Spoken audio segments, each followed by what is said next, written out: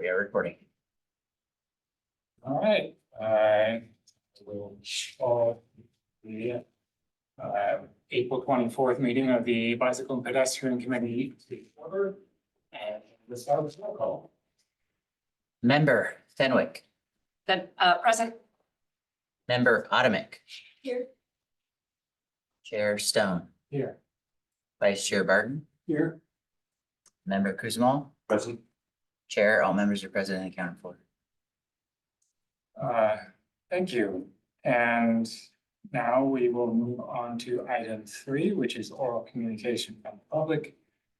This portion of the meeting is reserved for persons wishing to address the committee on any matter not on the agenda. Speakers are limited to 3 minutes, and state law prohibits committees from acting on non-agenda items. I have another.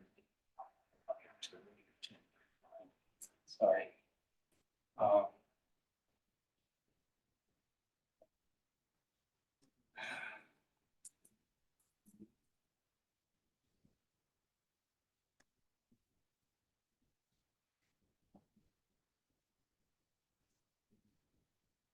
Chair, would you like me to read it into? Yes, please. Okay, 1 second while I bring that up.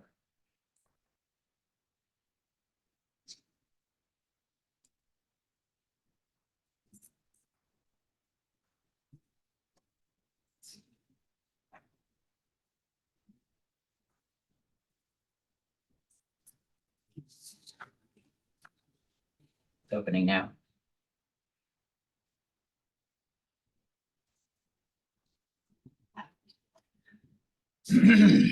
Recently, regional and local elected and appointed bodies have been subjected to disruptive racist verbal attacks by anonymous callers during virtual public comments.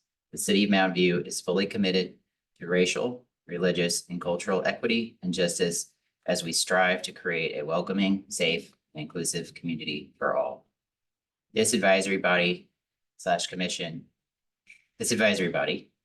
welcomes respectful and non-threatening public comments regarding matters over which the advisory body has jurisdiction. Comments deemed otherwise pursuant to the city code of conduct and the government code may be grounds for immediate termination of the speaker's comment period. You may continue, Chair. Now we will open it up to communications about, is there any member of the public on the line wishing to speak? Yes, we do have one member of the public with their hands raised. Bruce England, I'm going to click to allow you to talk. Please unmute yourself and you will have 3 minutes. Hello, everyone. Bruce England, Wisman Station Drive, in case I haven't met you. Unlikely, but anyway, I just have one thing I wanted to mention. Brandon, you already know about this, but I wanted to bring it up for other people's attention that there's some questions coming up, particularly through the Bicycle Coalition, about improving bike parking at the farmers market. So I have reached out to I forget the name of the organization, the California Farmers Market Association or something like that. I was told by somebody that they have not historically been open to improving it, and they tell people to take the train. So we'll see how that goes, but I have reached out to them and we'll see what happens. It seems like it might involve the city perhaps, but the city doesn't own the farmers market. But the city does own some of the infrastructure around the farmers market. So it might be some kind of a joint project along with the Bicycle Coalition. Anyway, FYI, if you have any thoughts that you'd like to share with me on this, please feel free to reach out. And that's it. Thank you, Brandon and Chair. Thank you. We have no other members of the public with their hand raised wishing to speak at this time. Thank you. And we will move on to item 4.1, which is the meeting minutes for March 27th, 2024. I guess. Questions? Sorry, was this, do you make this as an actual consistent item or as a? It's just the minutes. Okay. Same kind of this time. I'm Valerie. I just, on page 4, section 6.3 at the top, it noted that I said I'd been on BPAC for 8 years. I don't know if we need to modify it, but it should be nearly 8 years, because I have not overstayed my welcome yet. But I don't know if that needs to be amended or if that could just be noted as a comment against this section from member Fenwick. We should probably amend. All right, that I would like to make an amendment for that. I'd like to move to amend that, to change the wording from has been on BPAC for 8 years to nearly 8 years.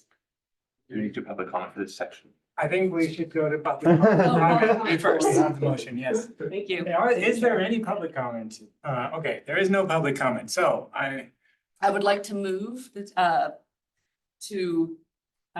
well, I guess we should if anyone else has any questions or concerns about the minutes before I guess we make a move to approve as amended. I don't think so. I would like to move to approve the minutes with the amendment in section 6.3 on page 4 that member Fenwick has been on BPAC for nearly, the key word, nearly 8 years. I'll second that. Okay, all in favor? I Motion carries unanimously. Minutes have been approved. So now we will move on to new business. Item 6.1, California Street Complete Streets Improvement Pilot Project 21-40.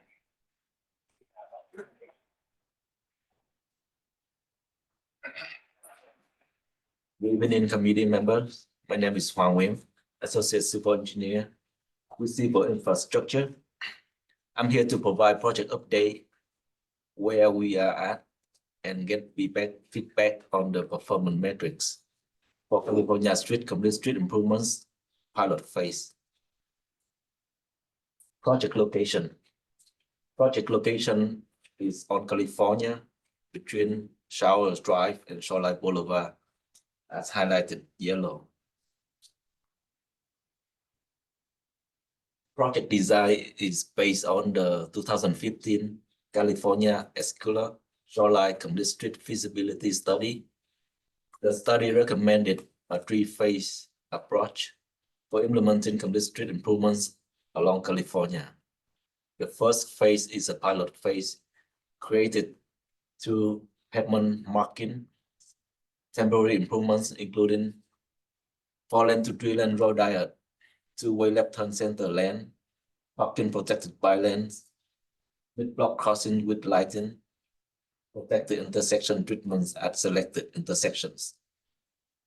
The second and third phases will convert temporary improvements to permanent, including green street landscaping features at intersections and mid-block crossing location. This project will implement the first phase of the study. Existing condition. Existing condition can be split into 2 distinct segments. First segment is from Showers to Mariposa. This segment comprises mostly multifamily homes, 2 travel lanes in each direction. Some area will have 2-way center left-turn lane, parking on both sides. There are striped by lanes next to the curb or between the parking and travel lane. The second segment is from Mariposa to Shoreline. This segment consists of primary single-family homes. There is center landscape median, parking on both sides, 2 travel lanes in each direction, by lanes between parking and travel lanes. On March 2023, the project was brought to BPAC. BPAC indicated support for the project with the following feedbacks. Evaluate the feasibilities of a term mid-block crossing. Consider utilizing all the vertical edge treatments. Consider providing green street infrastructure. Provide feedback in development of performance criteria. Previous design. So this slide shows the old layout design between Ortega and Remstaff, which was presented to be back last year. As you can see, the only vertical element was the flat post, which indicated by black dots. It's kind of small to see, but we only have one vertical element and no mid-block crossing within the block. So in response to feedback, the design was updated to include the third mid-block crossing between Ortega and Remstaff, as you can see in the image. So the crossing was strategically selected to improve access to Glen Park. The second and third feedback from BPAC were to consider sturdier vertical devices than the typical flexible posts and to consider green street infrastructure. We have selected 5 vertical devices to apply a test case along the corridor, including K71 channelizer, floppies, rubber cup, armadillo, and planter box. Green street infrastructure will be provided through the use of planter box.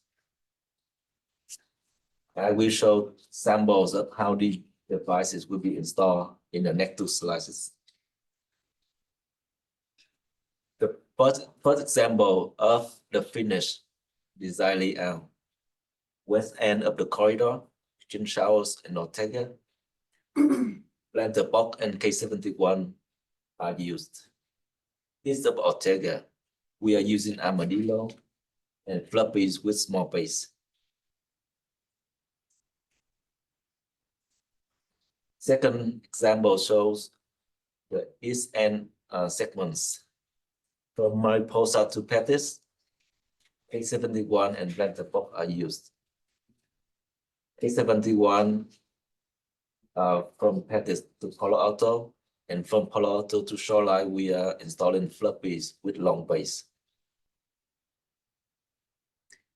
Last feedback from BPAC was to update feedback on performance criteria.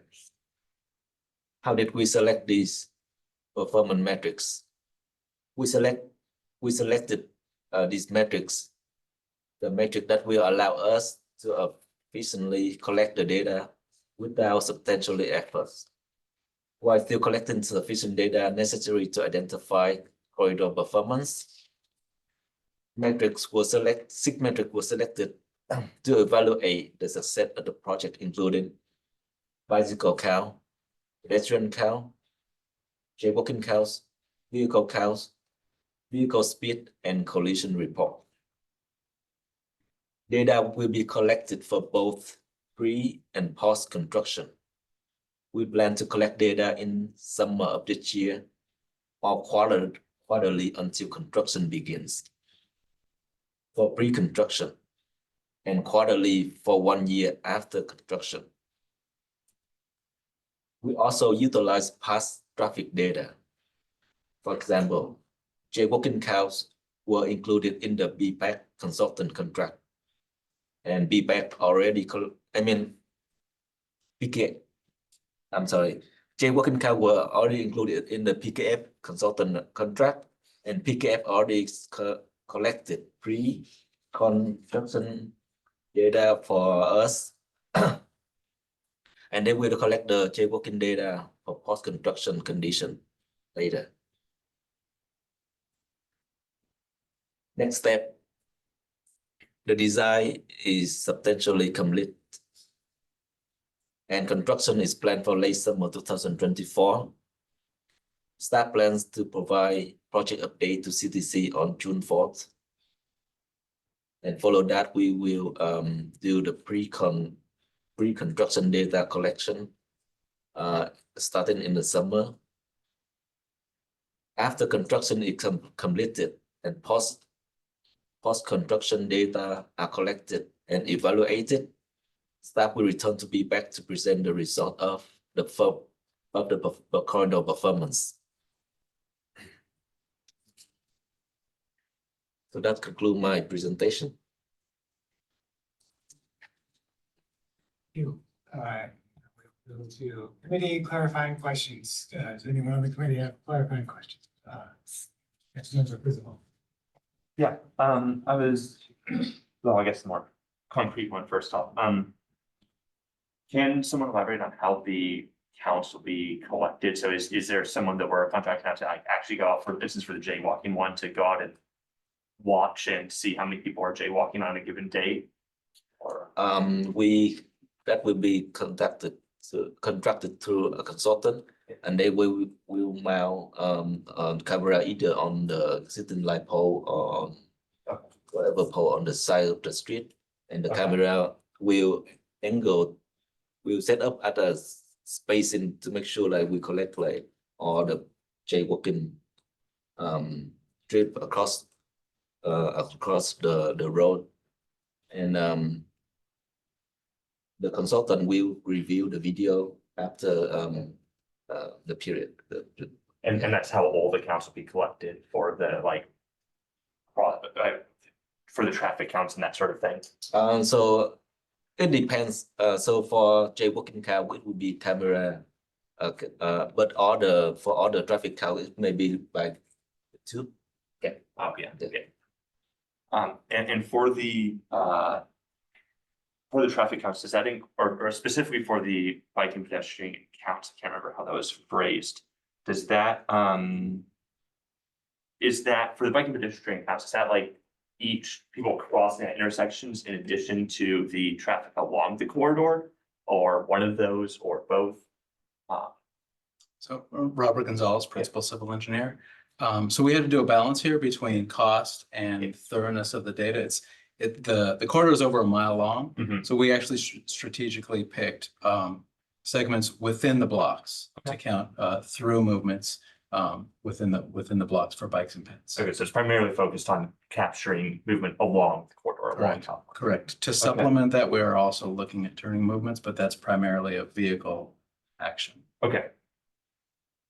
And then the second question I was going to ask, which is a bit broader, was to ask for some, I guess, a comparison of what this project looks like as a pilot project and compared to other categories of projects, both in terms of more complete ones and in terms of, I was curious, particularly compared to how we're going to do the, I believe, Middlefield sort of Clifffield that had some funding approved for it a while back, if I remember right. Someone correct me if I'm misremembering what that project was. But So I'm yeah. not sure if I can compare it to Middlefield, but for this project, all the things that you see here are intended to be elements that can be removed or Yeah. adjusted if we don't like them. If, for example, if the jaywalking counts don't substantially drop because we put a mid-block crossing in, well, maybe the placement of that mid-block crossing is incorrect. So Yeah. so that's the intent behind all of the elements in this section. Yeah. The permanent the permanent placement will look more permanent in terms of vertical curves, where we might have floppies now, vertical curves where we have, around the protected parking areas. Am I answering your question? You're answering Okay. it at least partly, and then the design process still thus far, and I guess until it's fully complete and actually implemented. Is it correct to say the design process has largely been like other projects that the city implements, except for using different materials, or has it been significantly different? I would say it's substantially the same. We still need Okay. to go through the same evaluation for public safety, traffic control plans, all of those things that you would need to do for a permanent installation. We still need to have that because it's in the public right of way. Largely matches my understanding of, yes, just double check. That's all my questions. Thank you, Ms. Member Prismal. Anyone else having clarifying questions? Yes. Member Dominic here. I was just wondering, the evaluation metrics, is that because BPAC asked for them or will they be used for something else? I just couldn't tell from the presentation. It was like, because we asked, we now. have Right, was that a prompt? So we knew this was a pilot going into the project. So we knew that we wanted performance criteria, metrics going into the last presentation we had with BPAC. So you prompting us, we knew that we wanted to do this. So this is a good chance for us to get that feedback. And as far as, so it's a pilot in the sense that what happens during the pilot might modify certain elements but it would not, there isn't a possibility of just removing protected bike lanes, or is there? From the staff's perspective, we're implementing this with the assumption that it'll be permanent, but that's really a choice that ultimately council can make if there is overwhelming negative feedback, which we do not expect. Everything we've seen so far has been very positive feedback.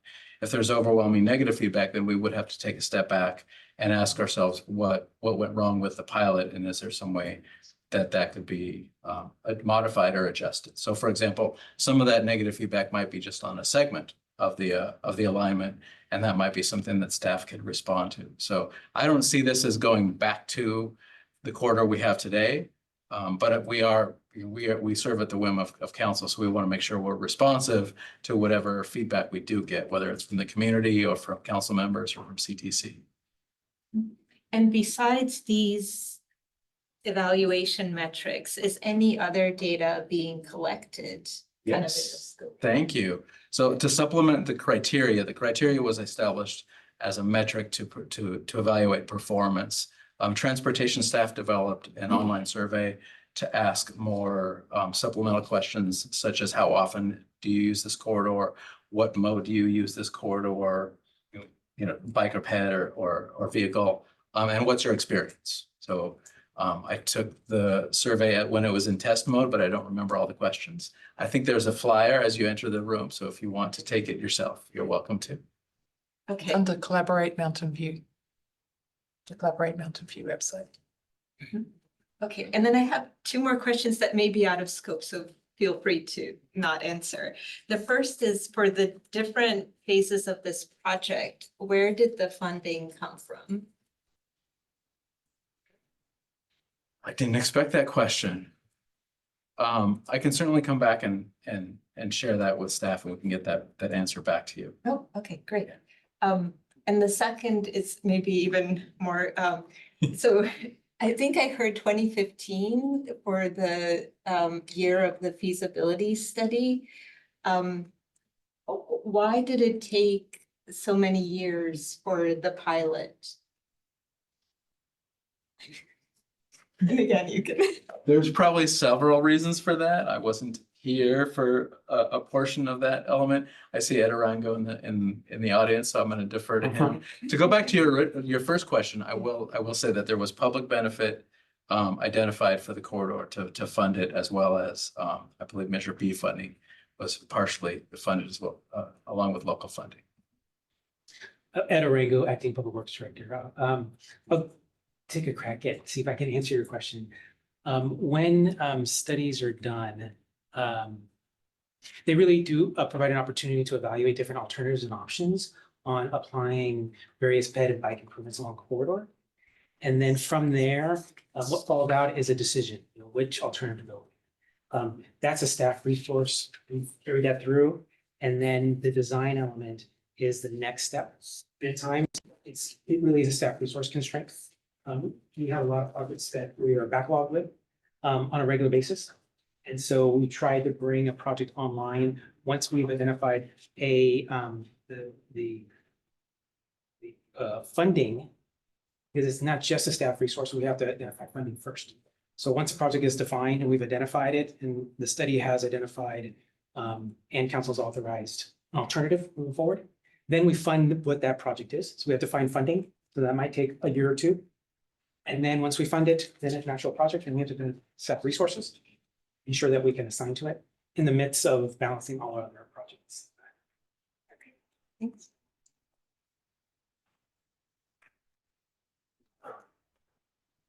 Any other community clarifying questions? Yes. I guess I'm happy to see the measurements.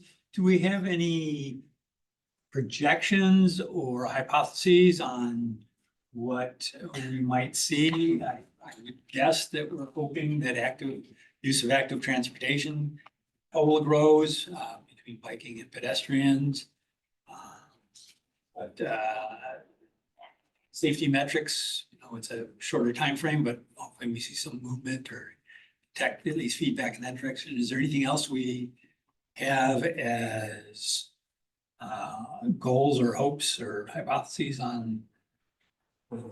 I think one of the first things is we were expecting to see reduced vehicle speeds right off the bat. We're putting a lot of elements onto the corridor, including narrower lanes. So that's one that comes to mind. I don't know if transportation staff has others. Well, I think the other one is relating to crossing outside of the crosswalks. So with additional mid-block crossings, we're hoping that more people will be crossing inside a crosswalk. Additionally, we do expect bike traffic to increase. And then we're gonna be paying very close attention to how car traffic diverts onto our other local streets. Yeah. Thank you. Member Weasel. Yes, I realized I had a couple questions I'd forgotten about. First one was there's some right turn lanes from off of California onto side streets, particularly between in that like Mariposa to Shoreline section. And where they sort of merge in with the bike lane. What was the reasoning for having those act like that rather than extending the protected bike lane up until the intersection, sort of more like how the protected intersection system with stoplights are done? So those those area with the wide full lane Yeah. green by dash striping. Yeah. So it's called a mixing zone. Yes. So the mixing zone where apply where on we call it unsignalized intersection or side a smaller side street, that where we cannot apply a protected intersection. So at signalized intersection we have like a corner island to protect the bicycle from a right turning vehicle. So but at this smaller intersection we don't have room for that, and so we implement the mixing zone so for the car who making the right turn to merge into that zone and share with the bicycle. So for to create like provide safety for bicyclists. Because if they just make a turn and then without a protected intersection, protected device, they might hit the bicycle. This was done in coordination with our traffic group. Sorry, Brandon. Yeah, everything Wah said is correct. One thing I think you're thinking about is that you can do protected intersections with just signal technology by itself if you don't have the space, as well as saying, to do that protecting corner island. However, that is expensive and not something that we would do in a pilot program. So just to make sure I'm understanding. So first off, where is the lack of space to like accommodate larger vehicles like garbage trucks? Is that the issue, or? The lack of space is that the corner islands aren't wide enough. You need to have at least 6 feet of space in order for your corner island to support a bicycle, so that the bicycle can be out in front of traffic, be seen, and have a protected space. Those intersections where we didn't do it are not wide enough to accommodate 4 of those corner islands. Okay. And then, and the goal is that you want to have, with the protection, the goal is that you want to have the area where the cyclists are sort of ahead of the traffic so that the cars aren't turning sort of straight into them, or? Correct, and what it creates is an advanced lead time. So when the bike is ahead, the cars Yeah, behind. at signalized intersections, yeah. Yes, at signalized intersections. And that way the bikes can clear before the car gets there. We have a lot of bike traffic. The car will very clearly see those bikes in that location. When you don't have space, you can use the signals to do that by giving everyone a red, except for the bike specific signal head, which would then let the bikes clear first. And so it creates that space artificially by changing the time. But that is very expensive and not something that we would do in a pilot project. Okay, and I guess, sorry, to make this clear, is this the recommended, God, there's too many standards. Is this what like NACDA would recommend doing at this sort of unsignalized intersection for if you weren't paying to turn everything into signalized? Don't press the red button. Do not press the red button. I think you need to plug in and plug in again. I'm sorry, Chair. Red button would end the meeting. Can you repeat the question? Yeah, sorry, what would the standards, like if we were following the NACDA standard, maybe you are following NACDA standards, Hold on, well, I'm gonna answer this and then we'll. yeah. If we were basically just following the NACDA standards and saying we're going to do what they tend to advise, is this what they would be advising on this sort of street? Yes. Okay. Oh, and then that was the first of my questions. The second one is hopefully faster. I asked a question about bus islands and the clarifying questions, and then it was deferred to the meeting, so I wanted to ask it again here. Was there, I guess, what was the design choice in choosing to do the bus stops the way they are done, rather than say a bus island type of thing? Sure. So the purpose of the pilot is to implement the road dive and the mid-block crossings and other protective elements consistent with the goals of the pilot. While headed up on page 12, improving accessibility, providing a low stress experience, reducing vehicle speeds.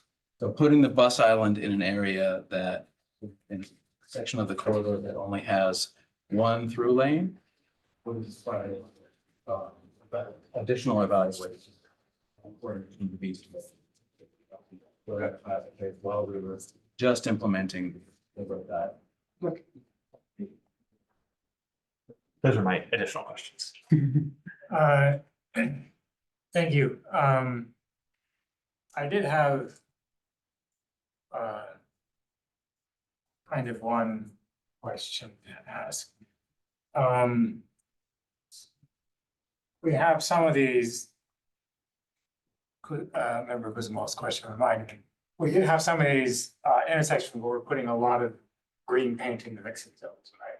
And I'm wondering if we're going to track, because I know that a lot of motorist drivers don't know that you're supposed to merge, because I didn't even know that a couple of years ago. So I'm wondering if we're going to be tracking how many motors are merging, and if they are more likely to merge on the section where the mixing zone stays so large. I think that would be an interesting bit of data to have. Sorry, this is a question. Are we going to be collecting that data? So we will be collecting turning movement data. So part of that may include video information, but we are paying for this. So the first primary thing is to get the numbers to see what the turning movements look like. Yeah. But we can go back to our consultant and see if there's also video footage of when vehicles are using the larger mixing zones versus other areas. Okay. Thanks. Thank you. We now move on to public comment. Or are there any more questions? Sorry. Yes, any members of the public on the line wishing to make a comment on this item? We do. Let me bring up the timer.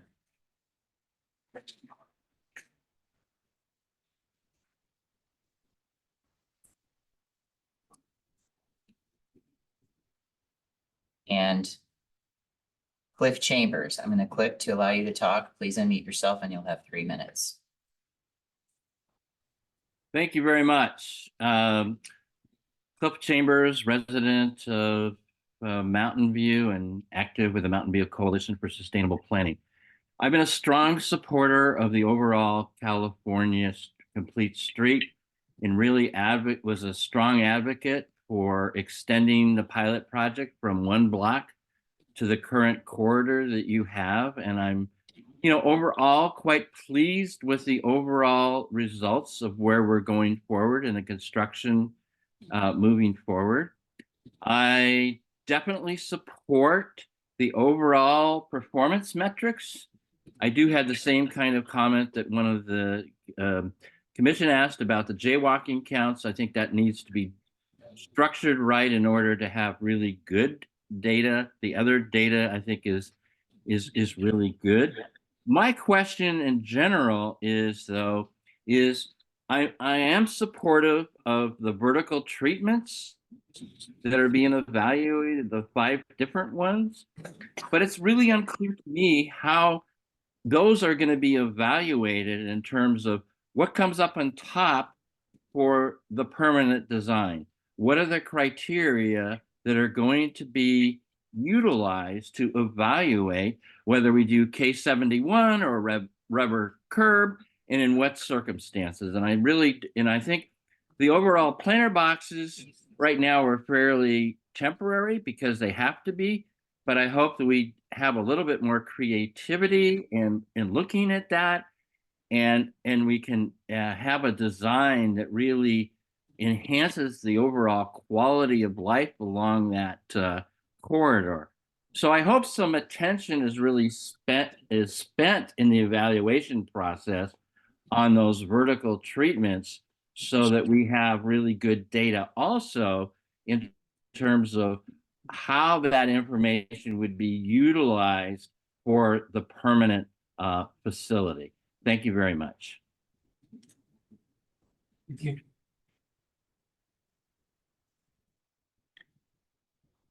As of this moment, I see no other hands raised. All right, and we will move on to committee comments. Who would like to make their comment? Member Fenwick, I'm happy to start. I think this is fantastic.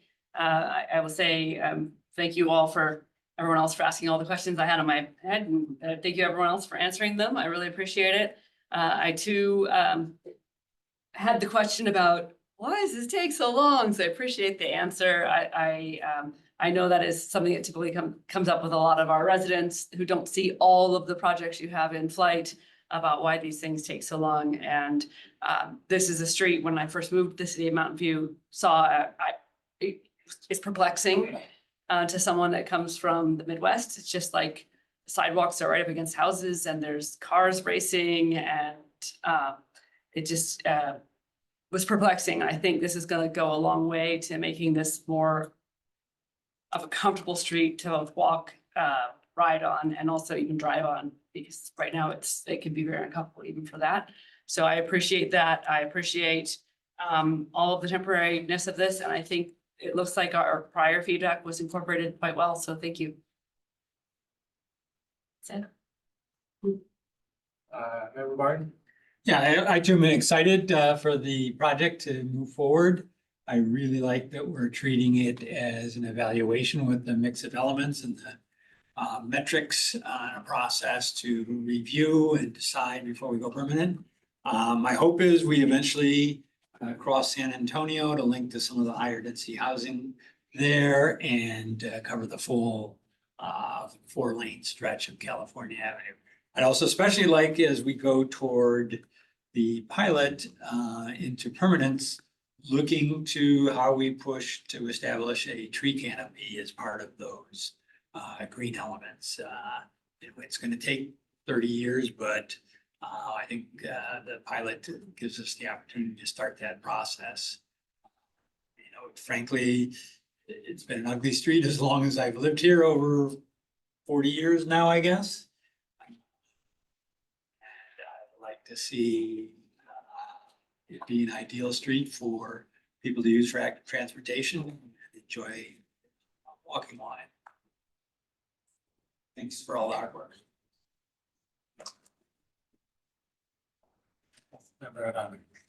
Yes, I'm also very excited about this project and have been for many years. I appreciated the question about turns and merging before turns, and I'm very glad that that data is being collected. I have personal experience with being nearly sideswiped by a cement mixer. I was going on California, I was turning right on Chiquita. And also once I was crossing Mariposa and there was a left turning car that I basically had to stop to let it make the left turn. I continue to be a bit worried about left turns, like even when I'm driving, when I'm turning left into the Target parking lot right before showers, I have to like remind myself like, okay, you know, look for the bike.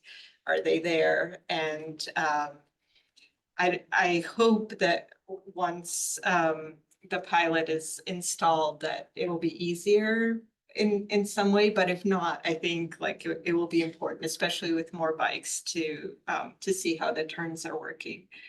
For the evaluation, I'm very glad that we're doing it, but maybe we could just do it this time, because my understanding from the document is that this added several, like testing different vertical treatments added months and given how long, you know, so maybe we could evaluate them on California and then just, you know, do whatever on the other projects. And if by any chance, I mean, once the data is being analyzed, maybe from the survey, I'd be really curious whether there's actually just more people going to the community center or the teen center or senior center or just Rangsdorf Park in general, because now it's like, there's a nice way of getting there. But in short, thank you. Can't wait. Yeah, I guess my fault. First off, to echo the positive things, like, yeah, I have no qualms with the project continuing on as it seems designed right now. And then iterating on that for the, whenever we get around to doing a more final cement project. The additional comments I would make were, first off, I saw asked in one of the, my questions about whether there'd be any tracking of, blockage of the bike lanes. I would reiterate that as a thing that is important. I think at basically in the regions that are not protected right now, are both in the right turn lanes and at the bus stops and as such, I definitely have concerns about those that being blocked by delivery vehicles or people dropping on and off passengers. I don't know the best way to track that. I don't know if police reports are the best way to track that. They are a way to track some amount of that. But yeah, the other elements that I'm somewhat concerned about, just that I suspect we may want to look at going into the when we have more chance to revise it in the future, are at the Showers intersection. There's a lack of protection in many places, and there's still slip lanes that will have high-speed traffic merging across bike lanes. I suspect basically all the spots that are unprotected and not driveways will probably have some level of issues with people blocking them. That's actually part of the reason I was asking about bus islands. In addition to the buses blocking the bike lane, when you have the current setup, you also probably have people coming and parking in the bus stops to drop off passengers.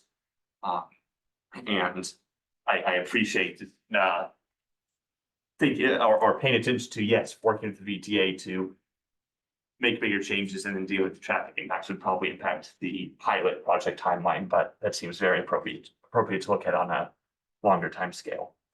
And I'm also the responses on some of the mixing zones for the right turns suggest to me there is something I don't have a great grasp of, because my intuition about those intersections is that the turning radii from California onto the side streets will be quite large right now, and so there will be people will be executing the turns at a relatively high speed, which worries me.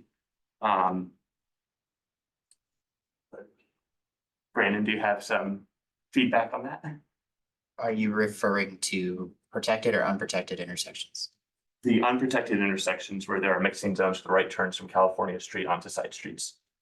Well, that's a true statement. One thing I will say though, is that distance is now greater. They're not right there.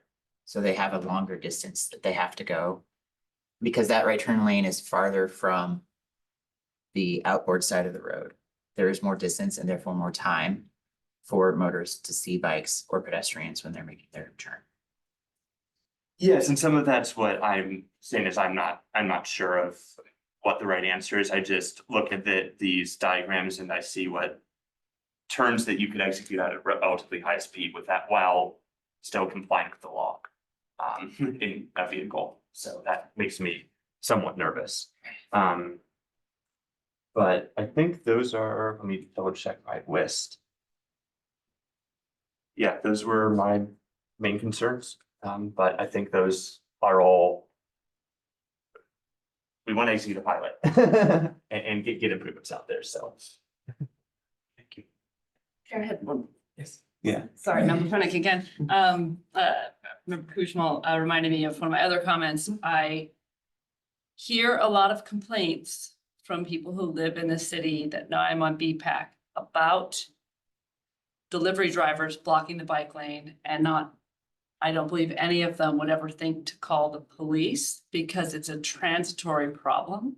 By the time the police would arrive, the problem would be gone and you would, I mean, I would hope people would call a non-emergency number, and that those calls clearly and obviously get lower priority. So I don't think that's a, I don't think it's a valid metric unless someone's just parked there, or regularly putting their cans there, for example. I don't think you'll get much out of that, but maybe, and it may be out of scope for what the vendors, the third-party consultant's gonna have cameras on some places.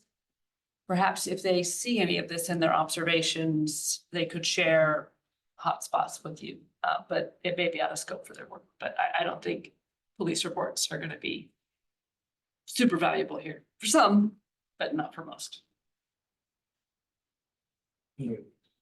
Yes, I would agree. When I bike on California, I avoid when I can, but sometimes I gotta Trader Joe's, you know. I do see a lot of double parking, with trucks and whatever, more so than pretty much anywhere else in the city, I think. So I guess it's something we're gonna look out for and see what changes with this. I was reminded of something else. So talking about the intersection with showers, I remember the northwest corner island does not have curb ramps. Will this be adjusted by this pilot project? If you look at that. We can look at that. As part of the pilot, I don't believe we were doing any curb ramps, Yeah, okay. but let me look at that intersection. I wasn't aware of that. Yeah, it's just curb. There may be another way for us to resolve that outside of this pilot. Okay, yeah. Thank you for Yeah, bringing that up. Crosswalks go and anyway, I guess I'd like to give you a chance to respond to the public comment about the metrics on the different vertical elements. How is that being collected, and do we have kind of thought about how we're going to decide scoring criteria or ranking? Yeah, my apologies. Maybe our presentation could have been clearer on that. The permanent installation will be vertical curves. Mhm. So you're not necessarily going to get any of those vertical elements back because the protective element will be a vertical curve. If you want something on top of the vertical curve, that's another discussion. But the benefit of having the vertical elements as part of the pilot is that we get to experience those. And as Member Automatic mentioned, you get to have that implemented in other parts of the city. Mhm. So we get to see how we get to kick the tires, essentially. We see how the maintenance is, see if they fail a lot, see how easy it is for us to maintain them, see if they're functional. And then we can disperse those on other parts, on other projects in other parts of the city. For this project, we really are looking at the vertical curb, Mhm. concrete curb, as the permanent feature. Okay, so we're just collecting data and we're gonna use it in the future. That's correct. Uh, Fantastic. Yeah, I'm excited for this project. I get nervous every time I buy a corridor, and I just want to think a lot more about it. I might choose the bike on the corridor. Thank you. Thank you. One more question. So, in terms of the pilot and mentioning the truck parking, I don't think we discussed truck-specific loading zones on California Avenue as part of the pilot. And I can't remember if we had discussed truck-specific zones someplace else in the city. Do we have any plans to evaluate temporary truck parking to get them out of bike lanes and out of traffic lanes and to have a area they can be ticketed in? If they're not using those truck zones? Yeah, thank you for the question. It is a pilot and there are some checks and balances here. There's a balancing act. If we were to identify specific areas for truck deliveries, that potentially might be taking away parking, on-street parking.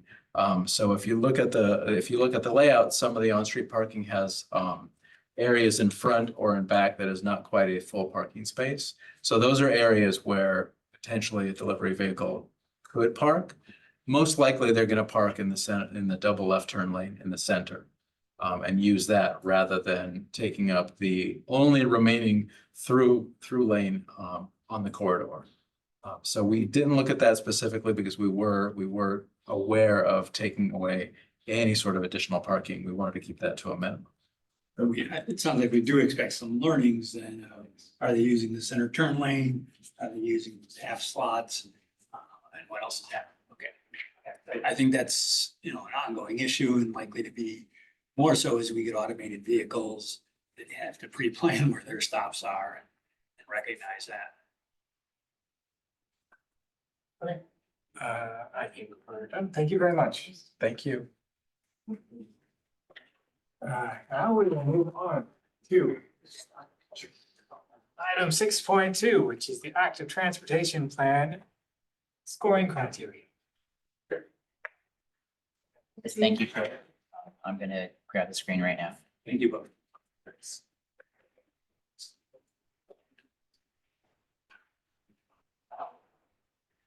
Thank you, Chair. I'm Transportation Planner Brandon White. I'm happy to speak with you guys today about the active transportation plan scoring criteria. All right, so I'm going to give you a project overview. So as you guys know, we are currently developing the city active transportation plan, and this is a strategic priority for the council. This active transportation plan will incorporate the bicycle transportation plan from 2015 and the pedestrian master plan from 2014. It is an efficiency measure to get both of these plans updated together and to also bring up the importance of the pedestrian master plan. So one thing that we are also doing that is a bit different is we are including green streets elements in this active transportation plan and looking for ways to promote more sustainable green plantings and stormwater management.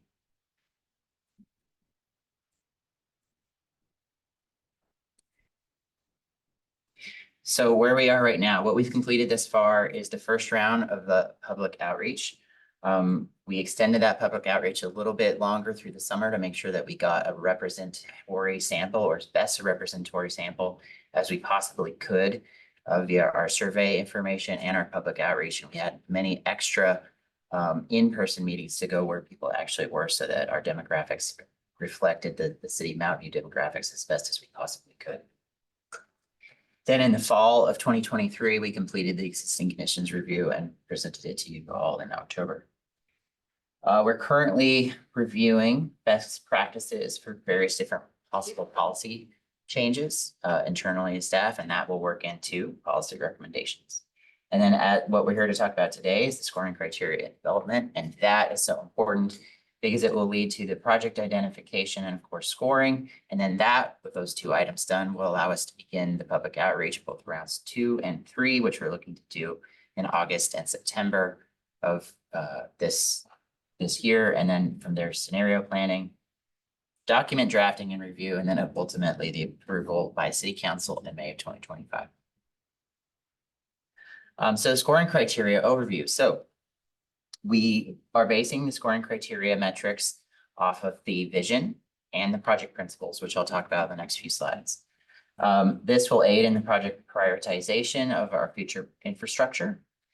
And these scoring criteria were identified and they are based off of existing city plans such as the local road safety plan and access MV. And regional plans such as the MTC's equity priority communities and the Bay Area 2050. Additionally, we want the scoring criteria to help align with grant sources so that what we're working on helps us get grants in the future to get more projects done. And then, of course, we need to have data that is available and of good quality, which to base these scoring on. And so here's the vision statement. We want to lead regionally, want to strengthen the community's access to housing, employment, schools, and other destinations. There's a lot here. I'm not going to read it all to you, but it's going to focus on a culture, creating a culture of walking and biking, producing projects that help connect the community, create low stress, inviting active transportation network, but that also provide shade, habitat, and public open space in our programs. Project principles are here, and each project principle has been given points for a total score of 100. So access and equity has 30 points or 30% of the project score. Mobility and connectivity, 25 points. Safety and comfort, 35 points. And sustainability and biodiversity, that's our green component there, 10. So let's talk about the actual scoring criteria. So for access and equity, the first scoring criteria, and this is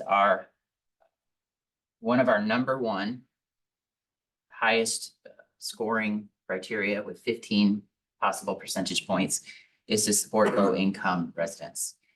If the project is within or adjacent to on the border of a census tract that has 28% of the population below the federal property line, 200% below the federal property line, then it gets maximum points of 15%.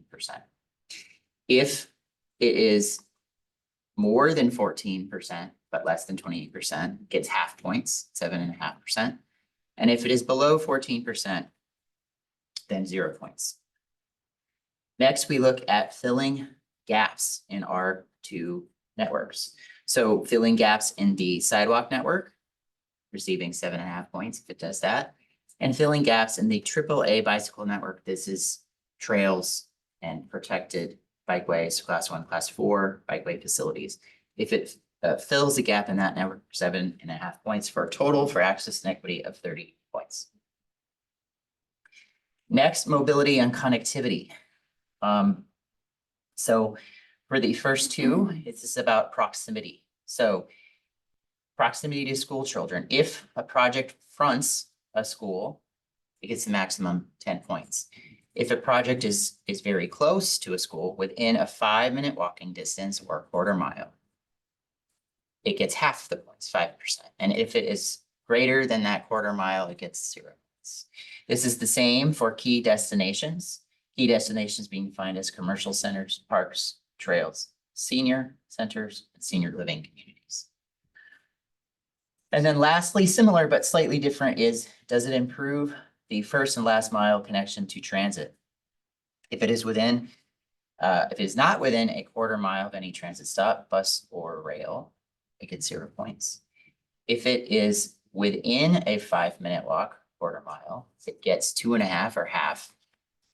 And then if it meets the MTC's definition for major transit stops or high quality transit corridors, such as El Camino Real, and then it was within a 10-minute or half-mile walking distance, then it gets the full points of 5. Maximum score for this section is 25 points. Now, let me walk you through just a little bit foreshadowing for the next slide so that it's more understandable. So how are we going to process community input? The way we're going to process community input is we have asked during the survey, during the public engagement that I spoke about before, for community members to list graphically with maps, challenging places, challenging routes, potential places for improvement, potential routes for improvement. That information then is put into GIS. Additionally, we are layering in the information that we receive from in-person engagement. So that is going to be included in this mapping process. All of that information is then aggregated and it produces the map you see here. This map leads to the first scoring metric for safety and comfort. How do we address the community's concerns? And that map is the tool we're using to see how we address those community concerns. So if it is in a high density of comments, high density of concern, so the top third, it gets the full score. If it is in the middle third, it gets half the score. And if it's in the bottom third or has no comments, it gets 0. Next, do we address existing crash patterns, historic crash patterns? So for this, we will look at the number of fatal and severe injury crashes around our roads, aggregate that data in a manner similar to what we described before, break it into thirds, and then provide points. Points here are also tied for our highest points. We wanted safety, crash data to have a significant impact in the scoring. And so 15 points is in the top third, middle third, half, so 7.5, and bottom third, 0. Next, does this improve the pedestrian network density? And so let me briefly explain what I mean by network density. If we have a block for cars that is 1,000 feet, but there is a mid-block crossing, then we have a pedestrian network density of 500 feet between the blocks.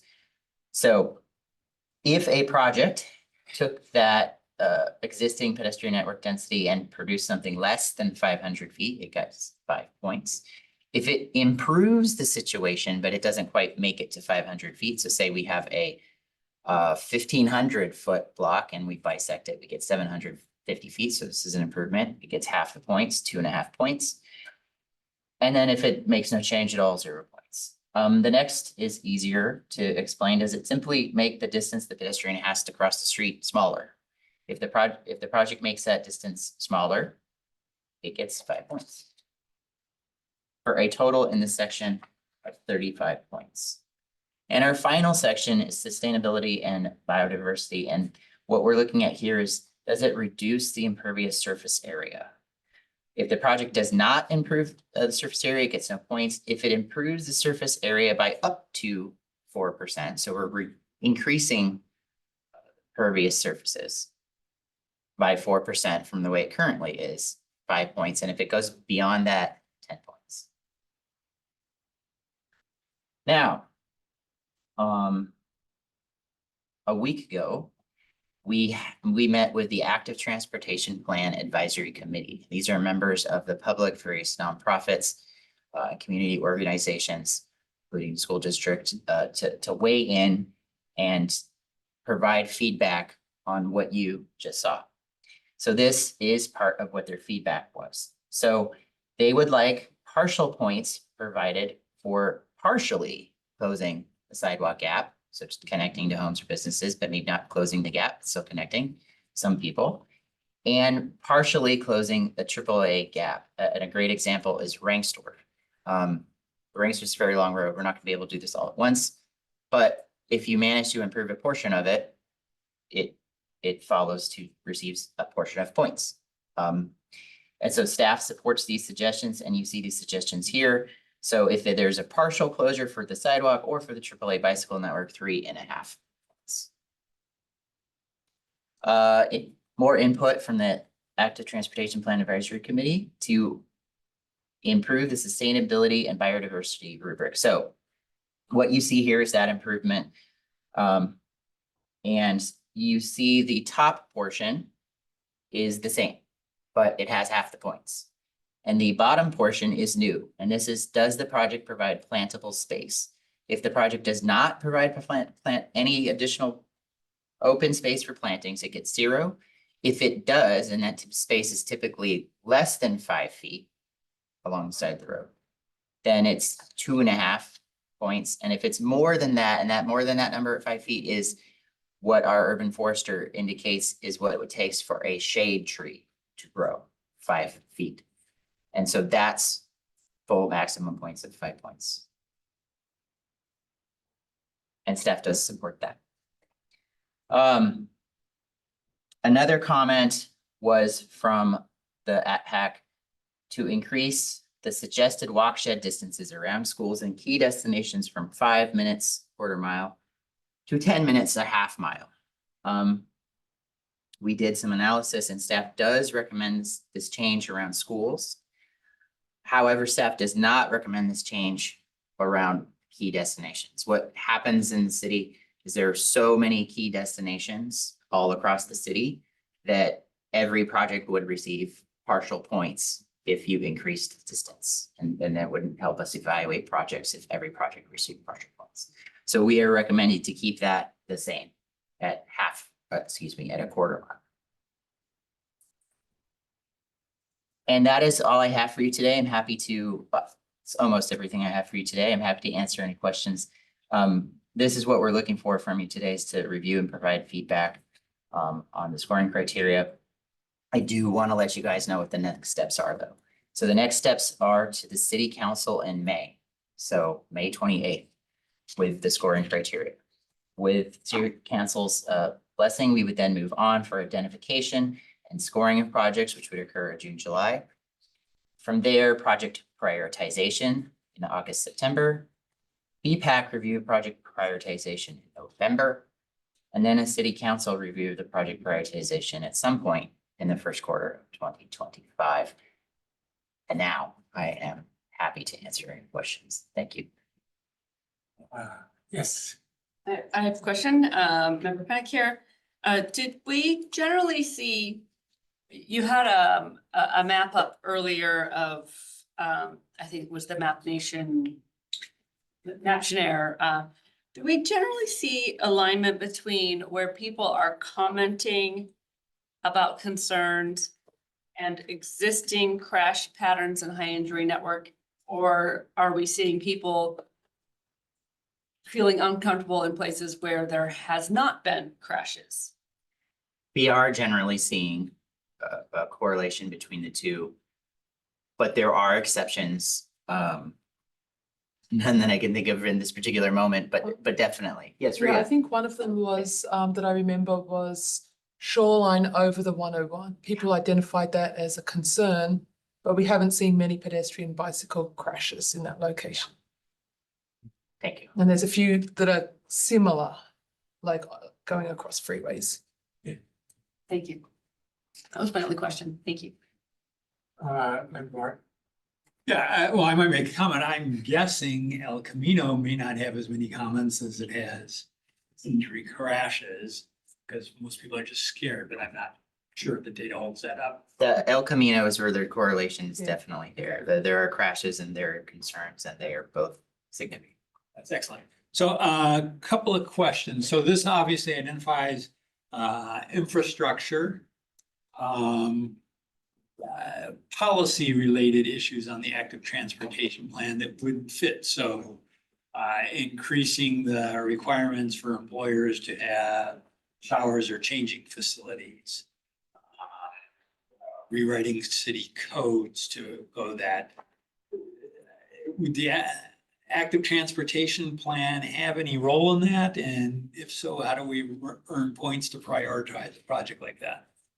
So that would be a policy change, and that's we're going to talk internally on various different policies.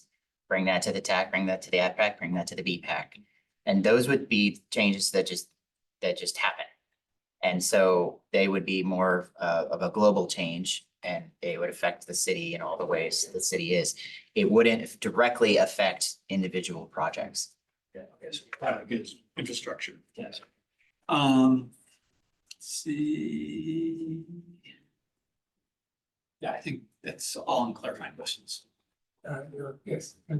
To immediately follow up on that last one, I assume, well, I don't know how some of these things work. I imagine some policies coming out of the ATP, maybe things that require further work to draft new legislation or policies. Will projects like, if that's false, let me know, but will projects like that have any particular prioritization with, will we establish some prioritization in the ATP for those, or? We aren't considering those as projects. So what you described could occur and would spin off as like planning work for our team. This is more about what Robert and Wah do Yeah. with infrastructure. It's breaking it beyond this stretching, but yes, for the density of crashes criteria, what does the density in that mean? Does that mean that, the metric will be like normalized for the length of road in question? So if you have a 1 mile section of road where there were 2 crashes, okay, Sorry, yes. I think it was clear enough. And this last one will be a bit of a leading question, but and I realize that you may not have a good answer for it. Are there any readily usable tools out there for trying to evaluate the BMT impact of projects? No. So I can go into that in greater detail if you want, but the answer is no. I wouldn't mind a bit of extra detail. Okay, sure. So the models that evaluate how bicycle and pedestrian projects impact bicycle and pedestrian travel are still currently in development. I was fortunate enough in my last job to be a part of that. And it is not at that stage yet that we can run a model and say, we put in this type of bike lane and we get this type of increased usage. That is a direction that the research community wants to get to, but it is not there yet. The direction I meant to take that was more car VMT. The question of like, if you say do a road diet on a street, or if you remove some parking on a street, Yeah. what impact does that have Sure. on vehicular? Yes, so with road diets in particular, there is good data in that there's an upper limit to when you can be certain you will create congestion. And there's a lower limit where you can be certain, or statistically certain, that you will not create congestion. And then there is a middle area, which is very dependent on people's road network and value of what congestion actually means. So that occurs if you model these types of road diets, you are able to show in theory where the cars would go to on the adjoining networks. Models for cars are developed enough to answer the question you're posing. And they If I can add to that as well, there is a research foundation, research basis related to induced travel demand. It's mostly focused on roadway expansion and the impacts of roadway expansion on the elasticities of demand for motor vehicles. There is research that has been conducted on either road diets or actually the elimination of linkages and the impact of that on like what they call disappearing traffic. But that research is less advanced in terms of the specific elasticities of those actions. Okay, I might have a couple more questions, but I'll reserve that for when I make some comments. Can I jump in with a clarifying question on? Yes. So I guess related to the comment of disappearing traffic, and there's, inducing traffic and increasing bike traffic, which may be just more people decide to recreate riding a bike as opposed to running, whatever.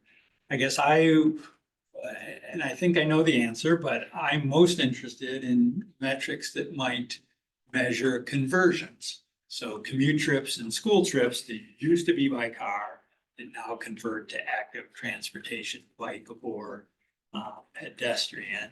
And the question is, do we have models that measure anything like that? It's, true conversion. No, I think that's what you were talking. no, we do not. They are in development in several universities in the nation, but they do not exist at this time. I thought, oh, I'm sorry, Member Dominic, were you? Oh, I have lots of questions. You go ahead. I just thought of one small question.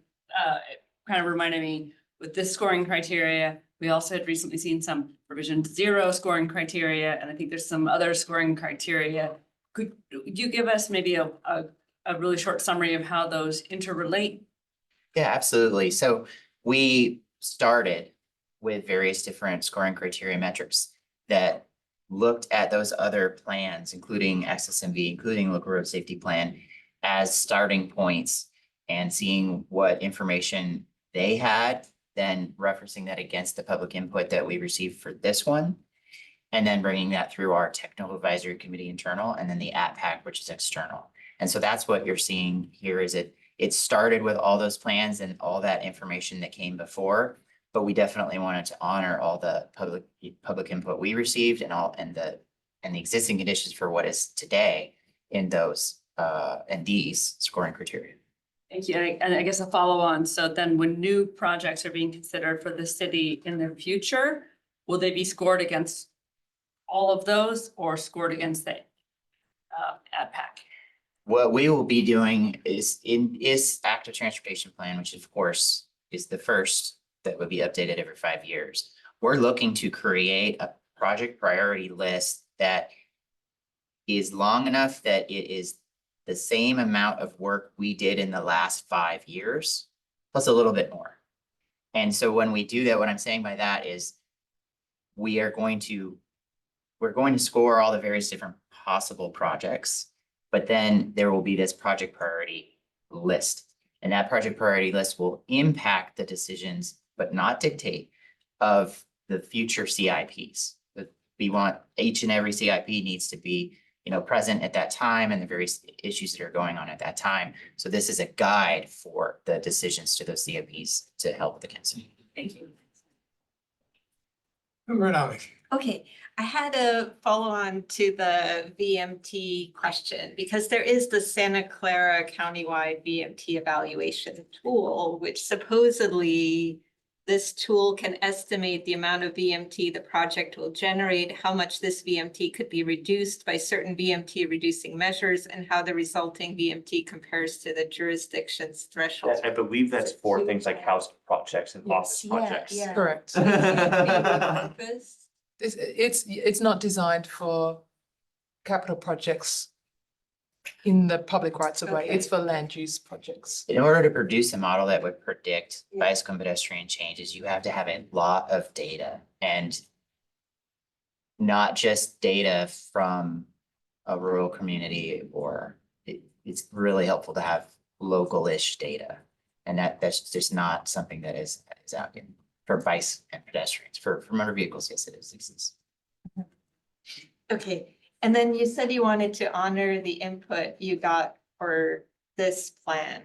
So was it never considered that the local road safety plan project list could directly feed into the safety scoring this plan?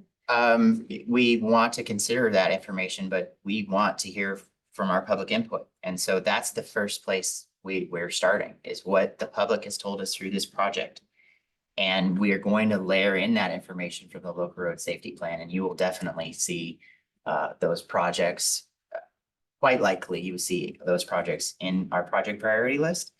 But our first goal is to listen to the public during this process with an open mind and not with pre-decisioned components, and then come back and look to the past for that information, but also balance it against the information we received in this process.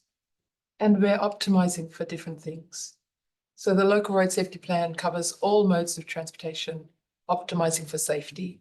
This is focused on active transportation. It includes a heavy emphasis on safety, but also connectivity and the other factors. Okay. And then in the active transportation plan life cycle, is like beyond getting just what are the other things that BPAC and council will give feedback on besides the scoring?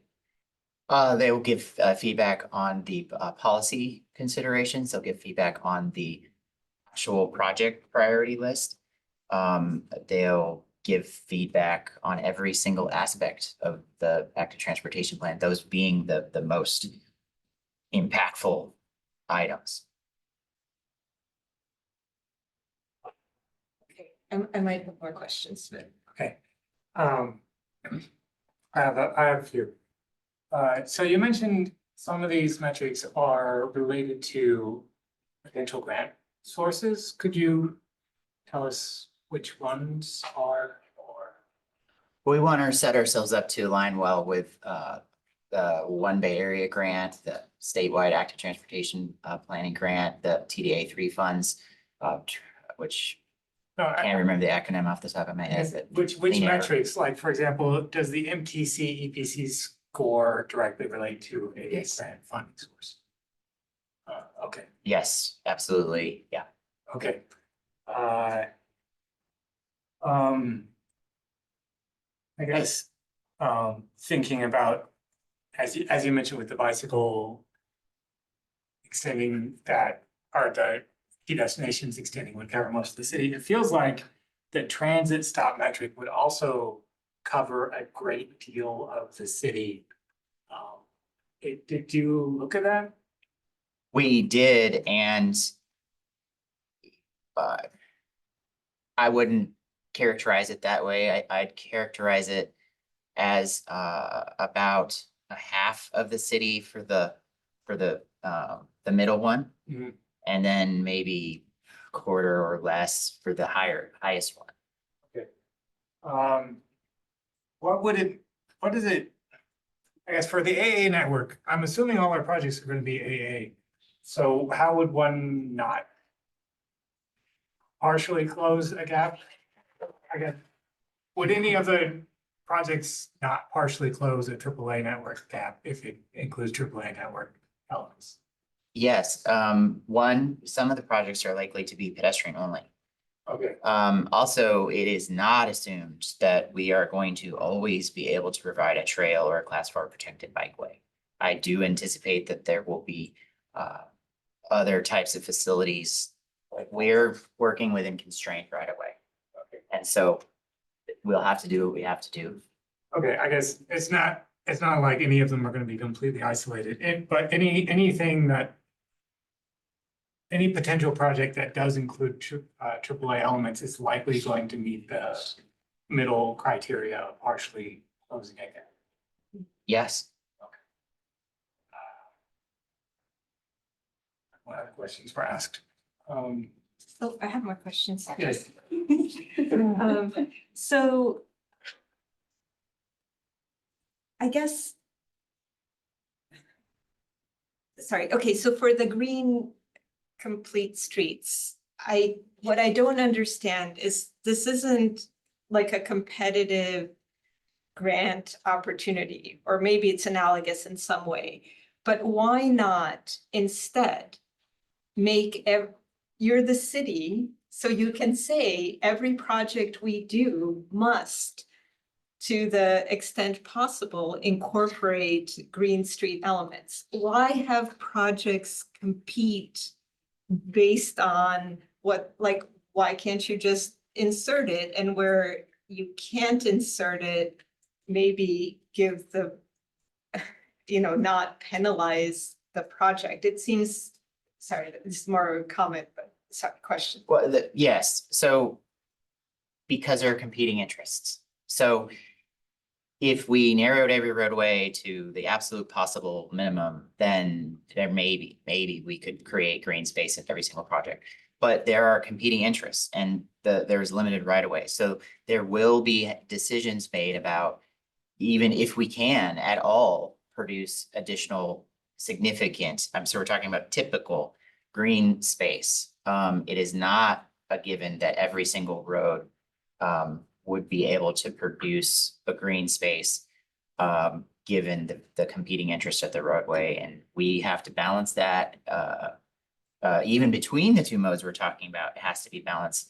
And then it is part of our job, and also certainly part of council's job, to balance that against, roadway users as well. Yeah, sorry, to clarify, my question isn't why you don't make every street a green complete street. I understand that that's not possible, but Okay, but it's like, instead, why not mandate that every project try this to the furthest extent possible, rather than having it kind of mix into these scoring criteria in a way that like has projects competing on a thing that they should all attempt to do anyway. so there's two things. mandate to the maximum full extent possible is a subjective statement that other people, including us in the public, need to weigh in on. So it isn't something that we can just say that that certainly would happen for all the projects, but additionally, because we will probably have projects that aren't able to increase the green space.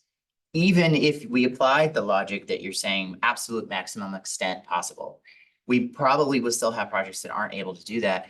This metric helps us score between the two and prioritize those that can provide a green element. The last thing I want to say is that I do believe our intention is to look for as much green space as we can and consider that. And then, as it is our job to consider that against all the modes, including bike and pedestrian. Sometimes they are in conflict for this green space.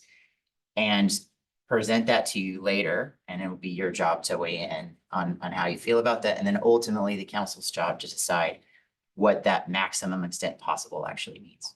And one final addition to that is that there are cost implications. Oh, yes. So if you have a drain right at your corner and you have to move the drain in order to provide the green element of the street, that could be cost prohibitive. It could stop us from implementing a safety facility somewhere else. So we have to weigh all of that as well. Yeah, I'm certainly not, yeah, I understand that, but then, okay, another question, which is one of my clarifying questions. Like presumably you don't know this until some later stage of the project. You're doing the prioritization now where projects No. are in different stages. No, you're doing it continuously. No, we are doing the project scoring criteria right now. Once we have done this, we then move into looking at what cross sections are likely to be across the different project segments. We build that. And at that point, we understand how much typically green space we're going to be able to provide. What you're getting at is that information is going to be available to us when we actually go to score the projects, which will occur after we look at our projects and create what we believe are the typical cross sections. Okay, and then this prioritization, okay, would only include projects for which this can be done, and it will somehow be done by next spring. All the cross sections for all the projects. The typical cross sections are not particularly difficult to produce. So it will be done in the next couple of months. Okay, and then once we have the prioritization, it stays fixed until the next plan, like 10 years Yes. from now. 5, but that's the intention, is 5. Yes. Sorry. Ed Arango again, Acting Public Works Director. Staff's responses to your questions regarding introducing Green Street elements on every single project is absolutely on point. I wanted just to add a layer on the our pavement program as well. We really do try to, not speaking specifically to the Green Street element, but when we look at a pavement program, it's not just a pavement rehabilitation effort. It's also an opportunity to look at, can we identify new pedestrian or bike improvements or enhance those improvements along the corridor that we're paving. With the cost element, it does introduce an additional cost. Right now, our pavement has declined, our pavement condition. Last time that we had it, we do an every other year evaluation of the city's entire pavement network. It tells us what's the condition of our pavement. This one was 3 years off. So 3 years ago, we received a 72 score, which is actually good. It's a good pavement condition. We just received a draft report that identified that our pavement condition was 67. So it has declined. So now we're trying to focus those pavement funds to improving our pavement condition, but at the same time, improving pedestrian and bike improvements and enhancing those where we can. Green Street elements take away funding from pedestrian, bike, as well as the pavement improvements. And right now we're trying to lift up the pavement condition and focus those funds to improve that, as well as enhance bike improvements. But it's a balance. Where we can put in Green Street elements, we will, but it's a competing, priorities. So we hear you on trying to include what we can, but we are balancing, you know, a variety of competing priorities as well as trying to get our payment condition up so it doesn't slip further. The further it slips down, the harder it is to, and more money it costs to bring up.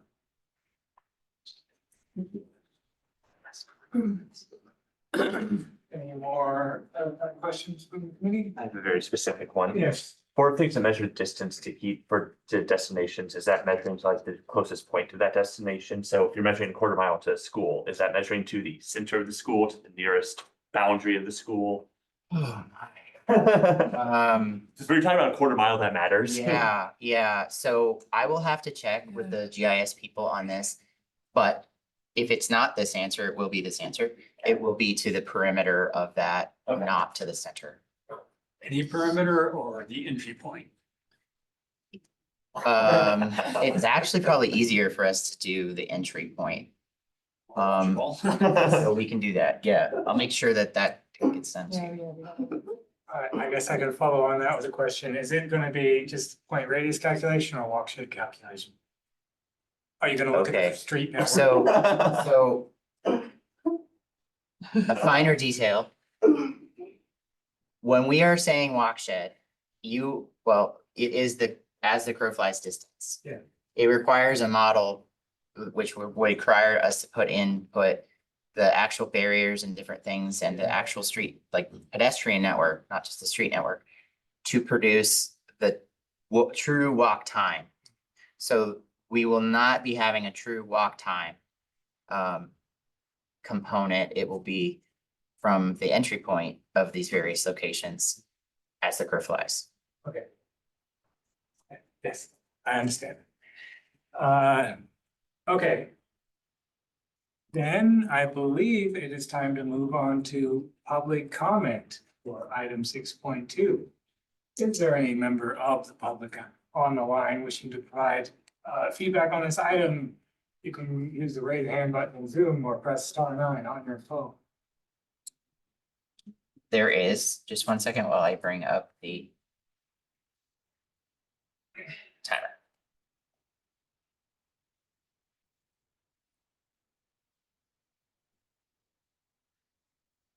Chris Perry, I'm going to click to allow you to talk. Please unmute yourself and you'll have 3 minutes. Hi, can you hear me? Yes. I started by asking myself, what was the goal? Because I was trying to understand where the focus was in this scoring criteria. And I heard from the presentation, creating a culture of cycling and walking in the city. And as I understand it, the way to reach that goal is to have a all ages and ability network. And I'm using that term both for pedestrians and cycling. I know it's a cycling term, but it applies to both concepts. You have to have a network in place that's suitable for people of all ages and ability from the starting point to the destination if you want people to walk and bike in the city. So when I compared this to the current conditions report from last October, it describes a pedestrian network that is largely in places today with a few bad spots, places where the curbs are too steep for people in wheelchairs or who are older, or poles in the middle of the sidewalk.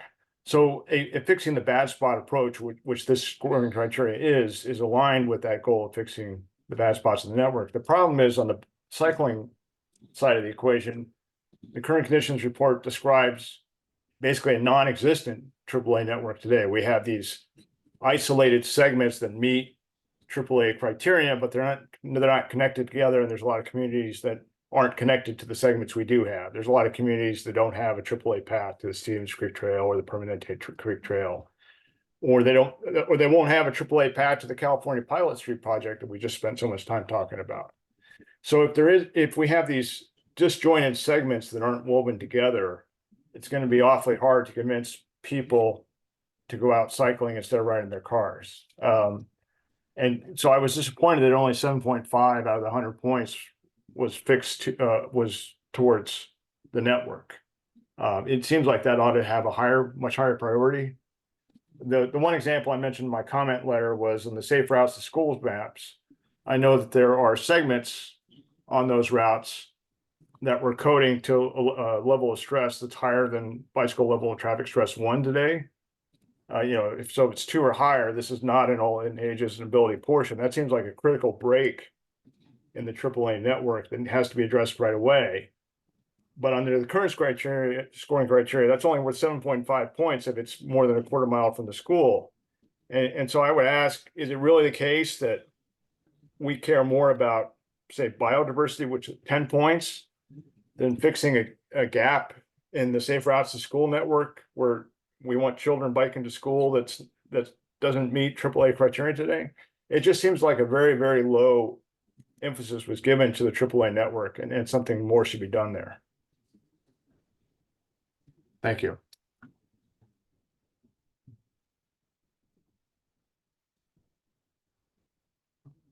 As of this moment, there are no other hands up looking to make public comment. I think we'll move on to committee comments on scoring criteria. Who would like to go first? All right, if I could go first. All right, Member.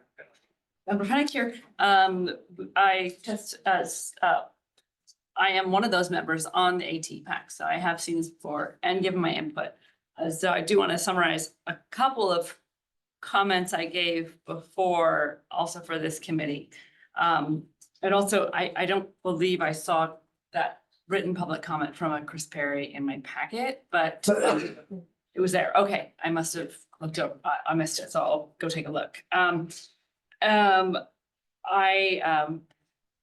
really appreciate the hard work that went into this. I feel like when I look at every individual section, I want to give each of those sections more points. And I realize we could probably discuss this for many, many hours and then maybe even increase the points to 200 points and then 300 points. But then I think we'll probably end up I feel in a very similar place percentage wise. It was very hard for me looking at each of those going, oh yeah, I would definitely give this section more points. And then I go to the next section, they want to give that one more points. So for myself, I'm now at peace with the point distribution. And I appreciate that, for example, not all projects can have a green space element into it, but this, by giving it a score, it gives us an opportunity to prioritize those projects that are going to improve green space, permeable space over projects that won't. And because they will have points. When I can hear from staff, we can't mandate it on everything, which that would be wonderful. So I feel like this is a really good compromise. I probably biased. I like the modifications recommended by the AT PAC that were made in there as well. And I would recommend that BPAC accept those or perhaps slightly modify them. But I really appreciate all of this. I think this is going to go a long way to helping us prioritize these projects and then kind of seeing, and I like the idea also putting it what we did in the last 5 years, going 5 and trying to get that many things in there, plus maybe a little extra, maybe we can be a little optimistic and get a little more than we hope for. And then working with things like pavement management. And I did hear that as a comment at the AT PAC as well, something similar, that some intersections were improved and there might have been pedestrian improvements, but not bicycle improvements. So this gives us, I like how this scoring criteria looks at all of those. So that's my comments for now. Thank you.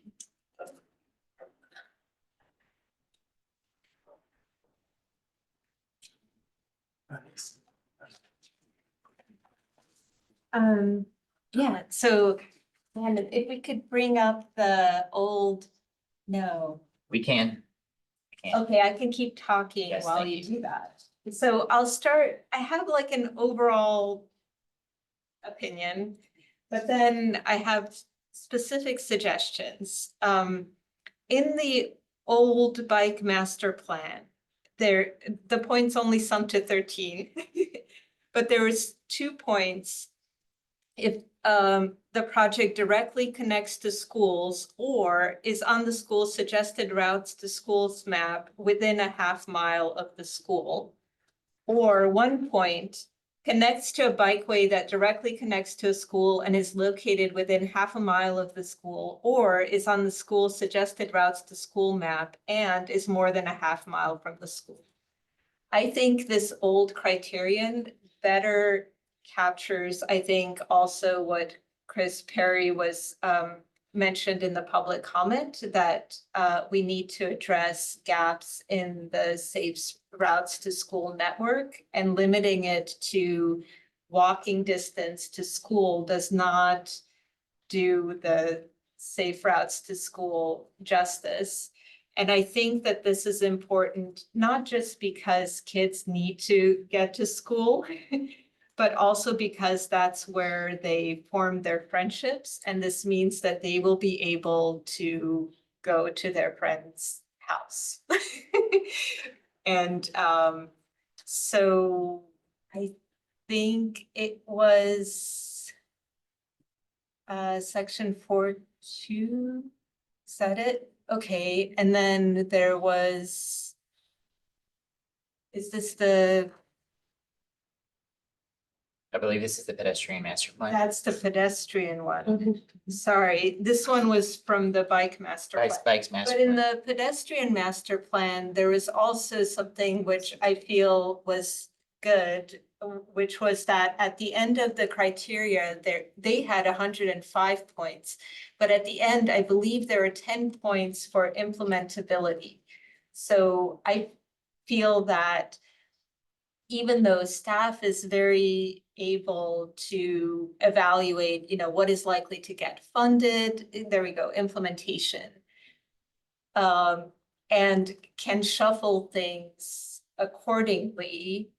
I think it is rather important in order to be able to evaluate, like the perfect project that's going to do everything, including green space, but it's gonna cost like $100 million versus like a project that maybe isn't as perfect in score, but we've already done 50% of it, and we could actually have it in this time period of this plan. In the next 5 years, we can have it. And I think the current scoring criteria do not capture that. So I just wanted to draw attention to that being in the previous pedestrian plan.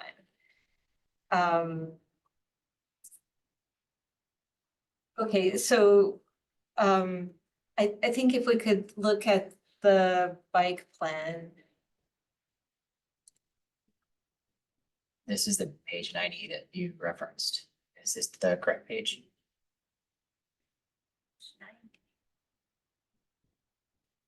Only double check the reference.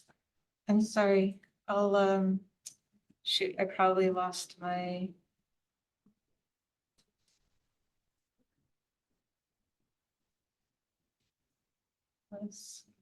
Sorry.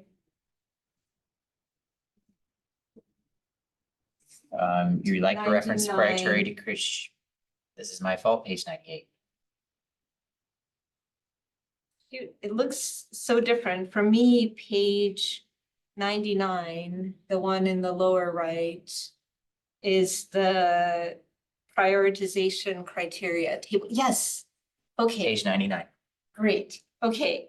If we could scroll then to page 102.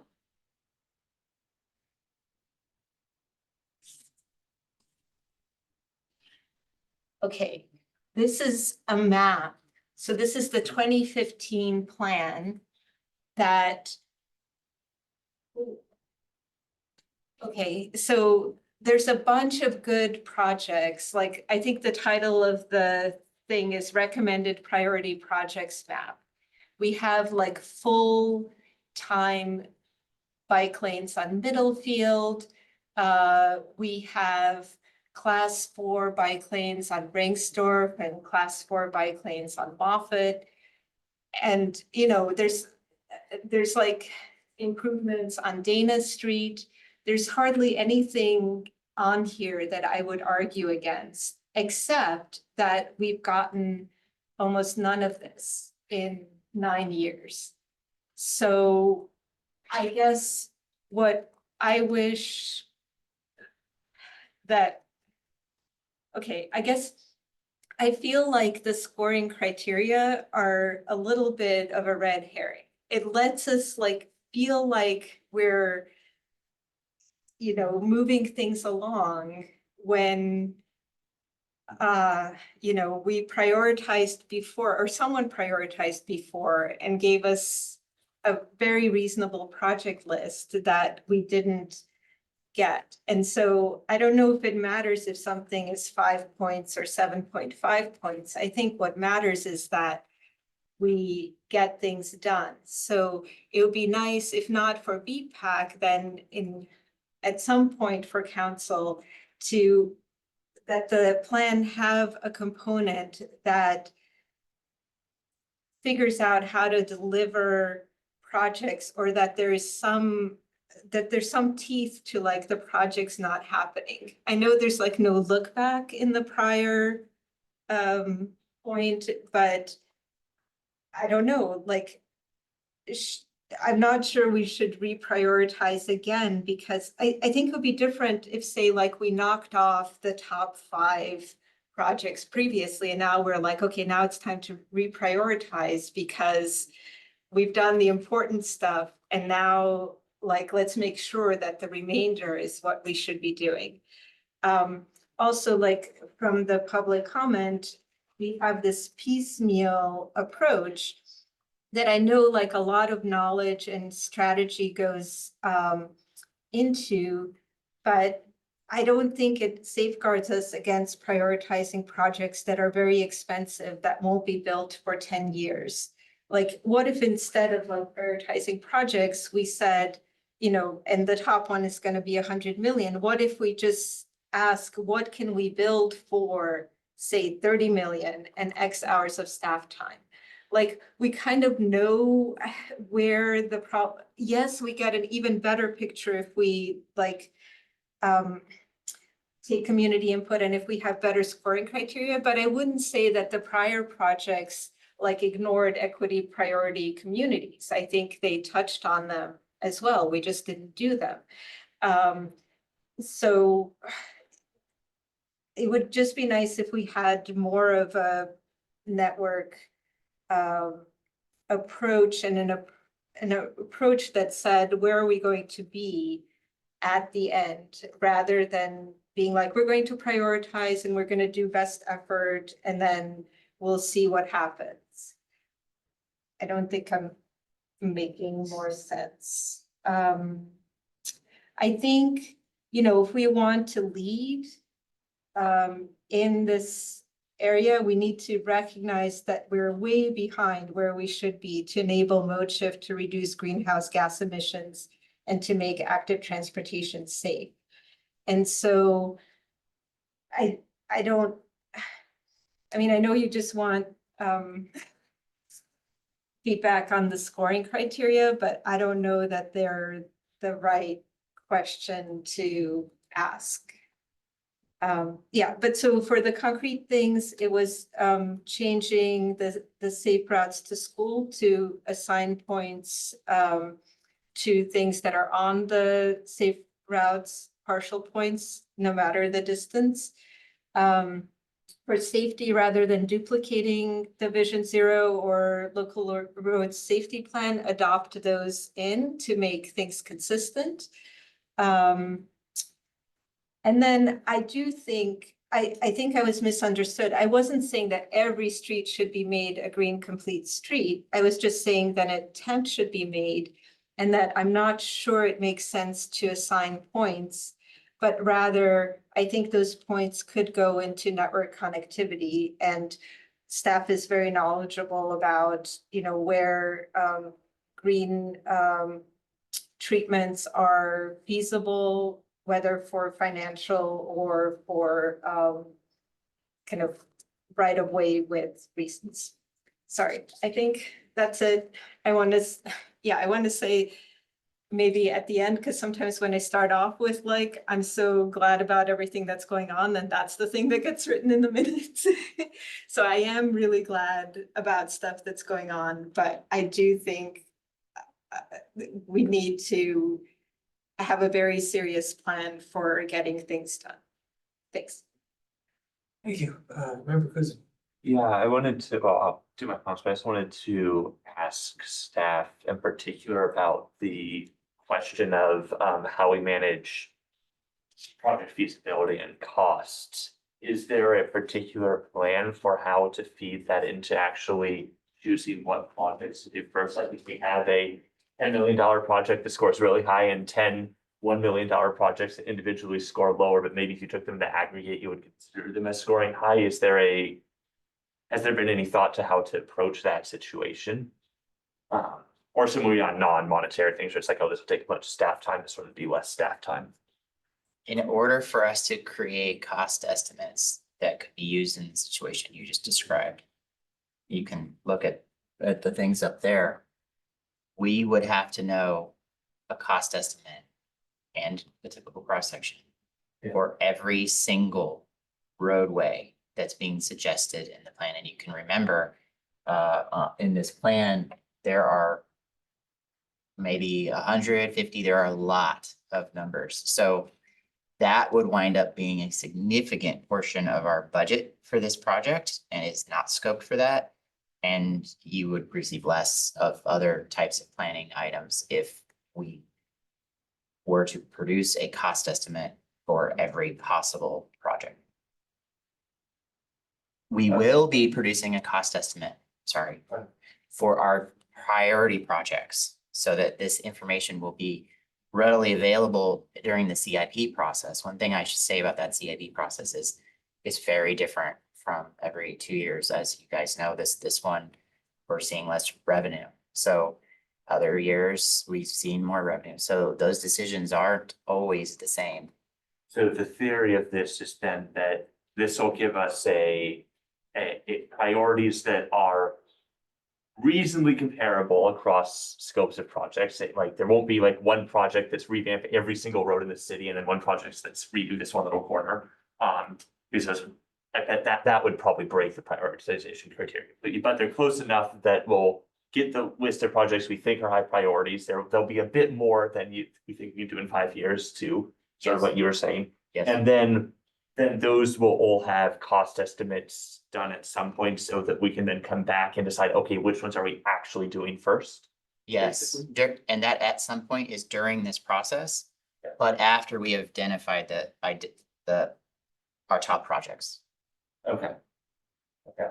Yeah, that makes me feel better about that issue that you were calling out, Lada, although does make you wonder if there's some way to make sure we're capturing size of project at a very rough scale and the criteria so that we're fairly compared, although maybe this will be implicitly in staffing. So it's like if we want to make literally one street corner better, that you probably bump that up to how would we make 100 street corners better and make that one project or something. 10 is probably a similar number, as you saw with like these mid-block crossings that Robert has brought to you guys in the past. We'll be using staff's evaluation for what is a reasonable we want projects that are real, that can be done. I know that you guys will be doing Not fictional. reasonable. There's people who will be putting together this project list. Yeah. Okay. Let's see, where was I then going to go? But that was, thank you for bringing that up because I had been a non-occurred to me. For the school metrics as well, which member Dominic brought up, they do feel weird to me. The as the crow fly distances, particularly if we bumped it up to half mile per the recommendation, that seems like it would end up catching a lot of roads and such which are not relevant to people getting to school. Even the quarter mile, looking at schools around here, that'll catch a lot of like random cul-de-sacs that are just not particularly. Now, we probably won't even evaluate projects on those because they won't score anywhere on any other criteria, but are just not really relevant for people getting to school. So figuring out some way to alter that criteria to reflect the pathways that people either are or would want to get to school seems valuable. And the comment I would make on the distance increase as well is that I actually like having the shorter distance because there's such a drop off in the density of student traffic as you get farther away from school that it actually seems very reasonable to me. Say we want to prioritize the intersections that are very near the school. And that's why I like having the fronting be even higher. Because those will have most of the time, those will have drastically more traffic, student bike and ped traffic than a half mile away from the school. Like there will still be student bike and ped traffic half mile. drive away from the school, particularly on key corridors. But it makes sense to me to try to prioritize the that much closer. Yeah, I don't know how easy it is to modify that criteria, but the quarter mile as a crow flies or half mile as a crow flies seems awkward. And if we would stick to the crow flies number, I would definitely do a quarter mile. I think. Or I would do something like a bigger change would be, yeah, go to something more like the prior criteria. On the network side of things, so the AAA network is specifically like class 1 and class 4 bike points. So bike boulevards or similarly low stress, and actually low stress bike boulevards. Some of our bike boulevards are not low stress, would not qualify. Correct. Per the Access MV, AAA network is class 1 trails and class 4 Yeah. protected bikeways. Not bicycle boulevards. Okay. Yeah, that makes me. Yeah, on the network side of things, the combination of that not being included, and the fact that we don't have much of a literally AAA network, but people are able to bike around a lot of Mountain View.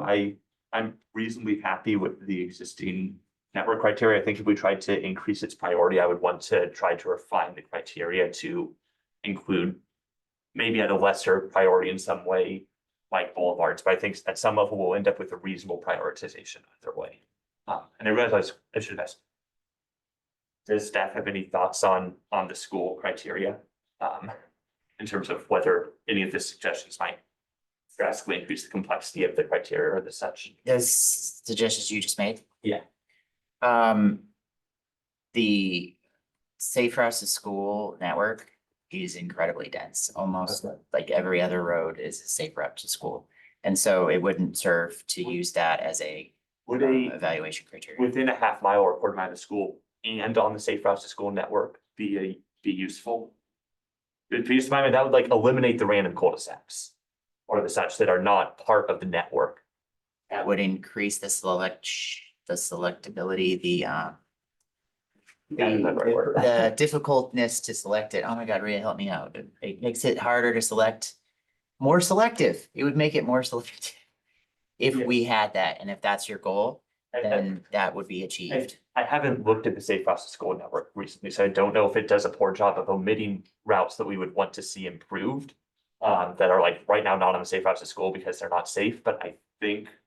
But my guess would be to say something like I certainly would want to try to prioritize the safe. Yeah, I would have to look at it, but it feels like something like that could help to select out the streets that are not relevant to getting to school for all but a very small population and make that criteria more useful. More selective. Yes. Sorry, yeah, that was, but jumping back to the network thing, I think if I think it's reasonable as is. I kind of just, yeah, if we wanted to look at increasing the priority of it, I would want to look at how we managed low stress streets that are not strictly in the AAA network. Because otherwise you would have weird effects, I think. And the last broad comment that I wanted to make was on the sustainability and biodiversity criteria. Certainly coming into the meeting where we hadn't yet seen the planting one, whatever that one's called. I was not a fan of seeing surface permeability have the same weighting as school children one and twice the weighting of the nearness to transit criteria. That seems like a significant overweighting. Especially since I do, however, have trouble evaluating that criteria because I don't have a great feeling for what a 4% reduction of impervious surfaces actually means. Particularly since it touches on things that are not normally within the scope of BPAC. The planting criteria is at least slightly more comprehensible because I can have a better understanding of how having shade trees would assist in biking and walking and street safety and that sort of thing. The reason I was asking about VMT was that since the title of that section was sustainability and biodiversity, there's a part of me that was curious if it would make sense to try to shove in a criteria of basically reduces car traffic and thus reduces emissions and thus improves sustainability. That would add yet more complexity to the criteria. It is perhaps reasonable to say these sorts of projects will injure the old other criteria, like when you make it safer to ride places, will make it so that there's fewer people driving because they're biking and walking instead. And so that's better captured by all those criteria. And the way to capture that VMT one is to just reduce the reduce that what is functionally the sort of the biodiversity section points and put those into other priorities that we care about. First, I'd be inclined to shove them into that nearness to transit one, but I could see justification for anything. I'd be curious about other people's thoughts on that bill.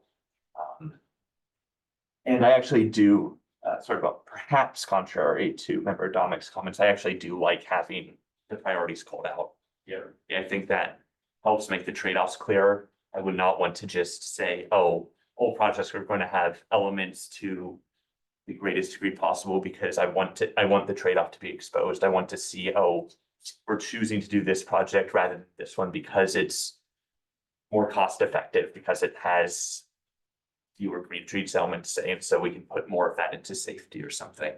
So I actually like having that trade-off exposed. And as a consequence, I would say I actually want it at a slightly lower weighting. Although I'm more comfortable with the weighting, having seen the criteria split into the two. I think those are all my comments. I think there are one or two things I'd be interested in hearing the rest of the body's thoughts on, but we can also finish off. Yeah, you have. Yeah, I do.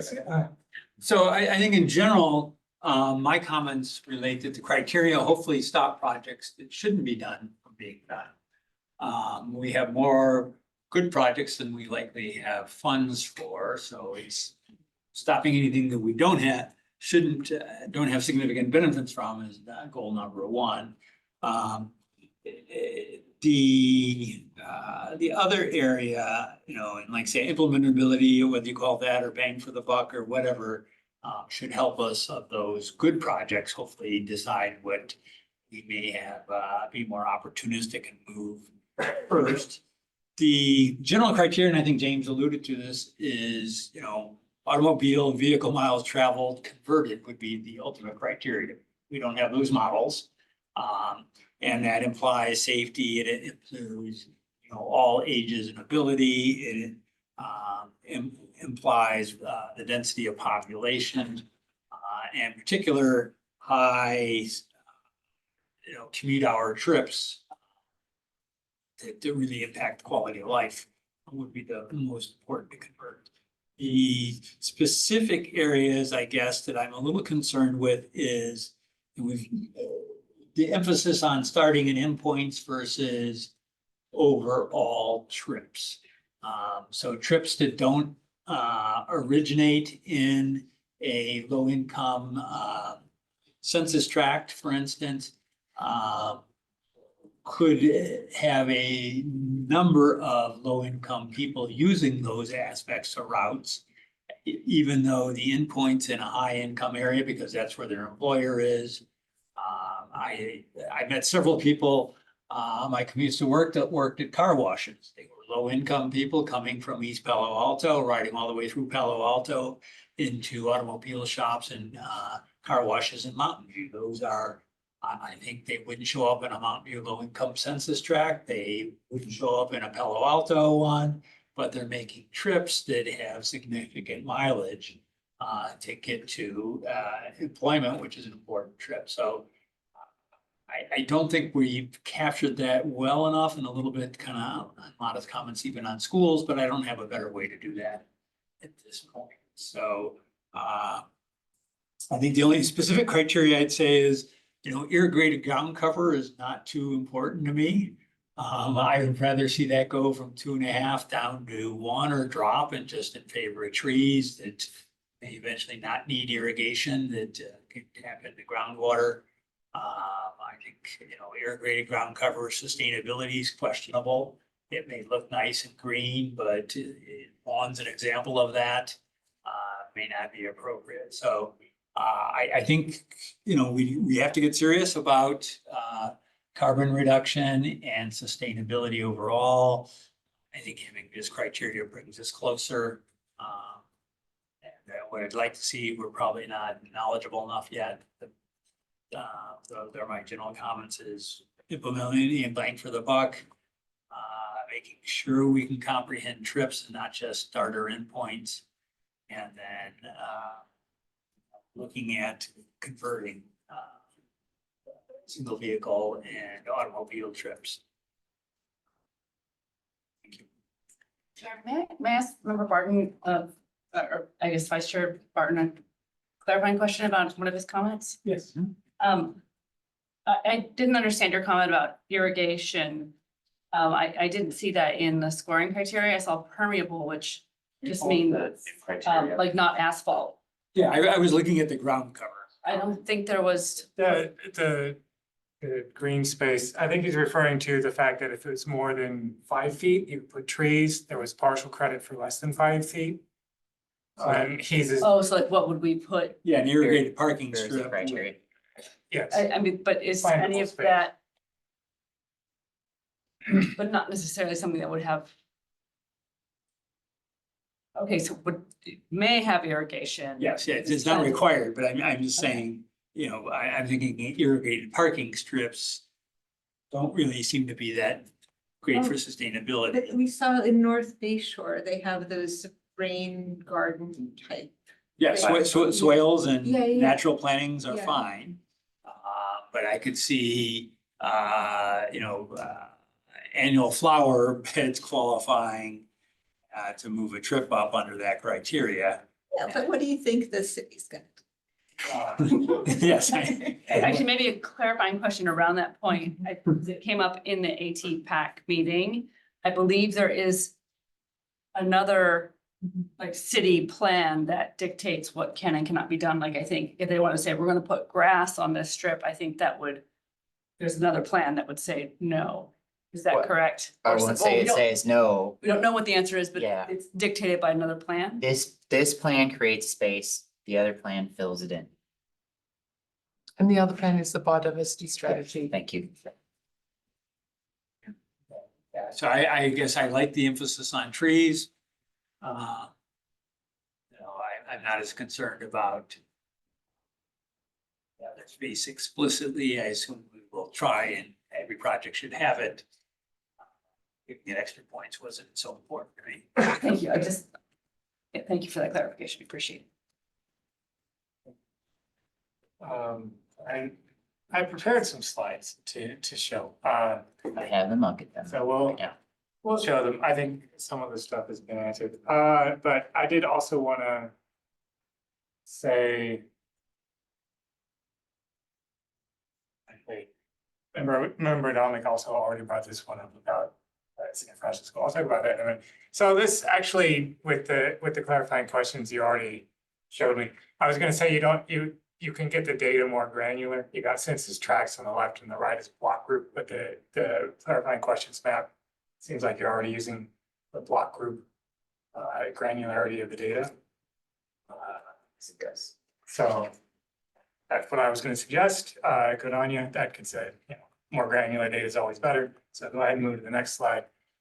The second thing I was thinking about is when you're talking about percent of population, if we're trying to increase access to low-income communities, it kind of makes more sense to me to not look at percent of population, but the raw numbers.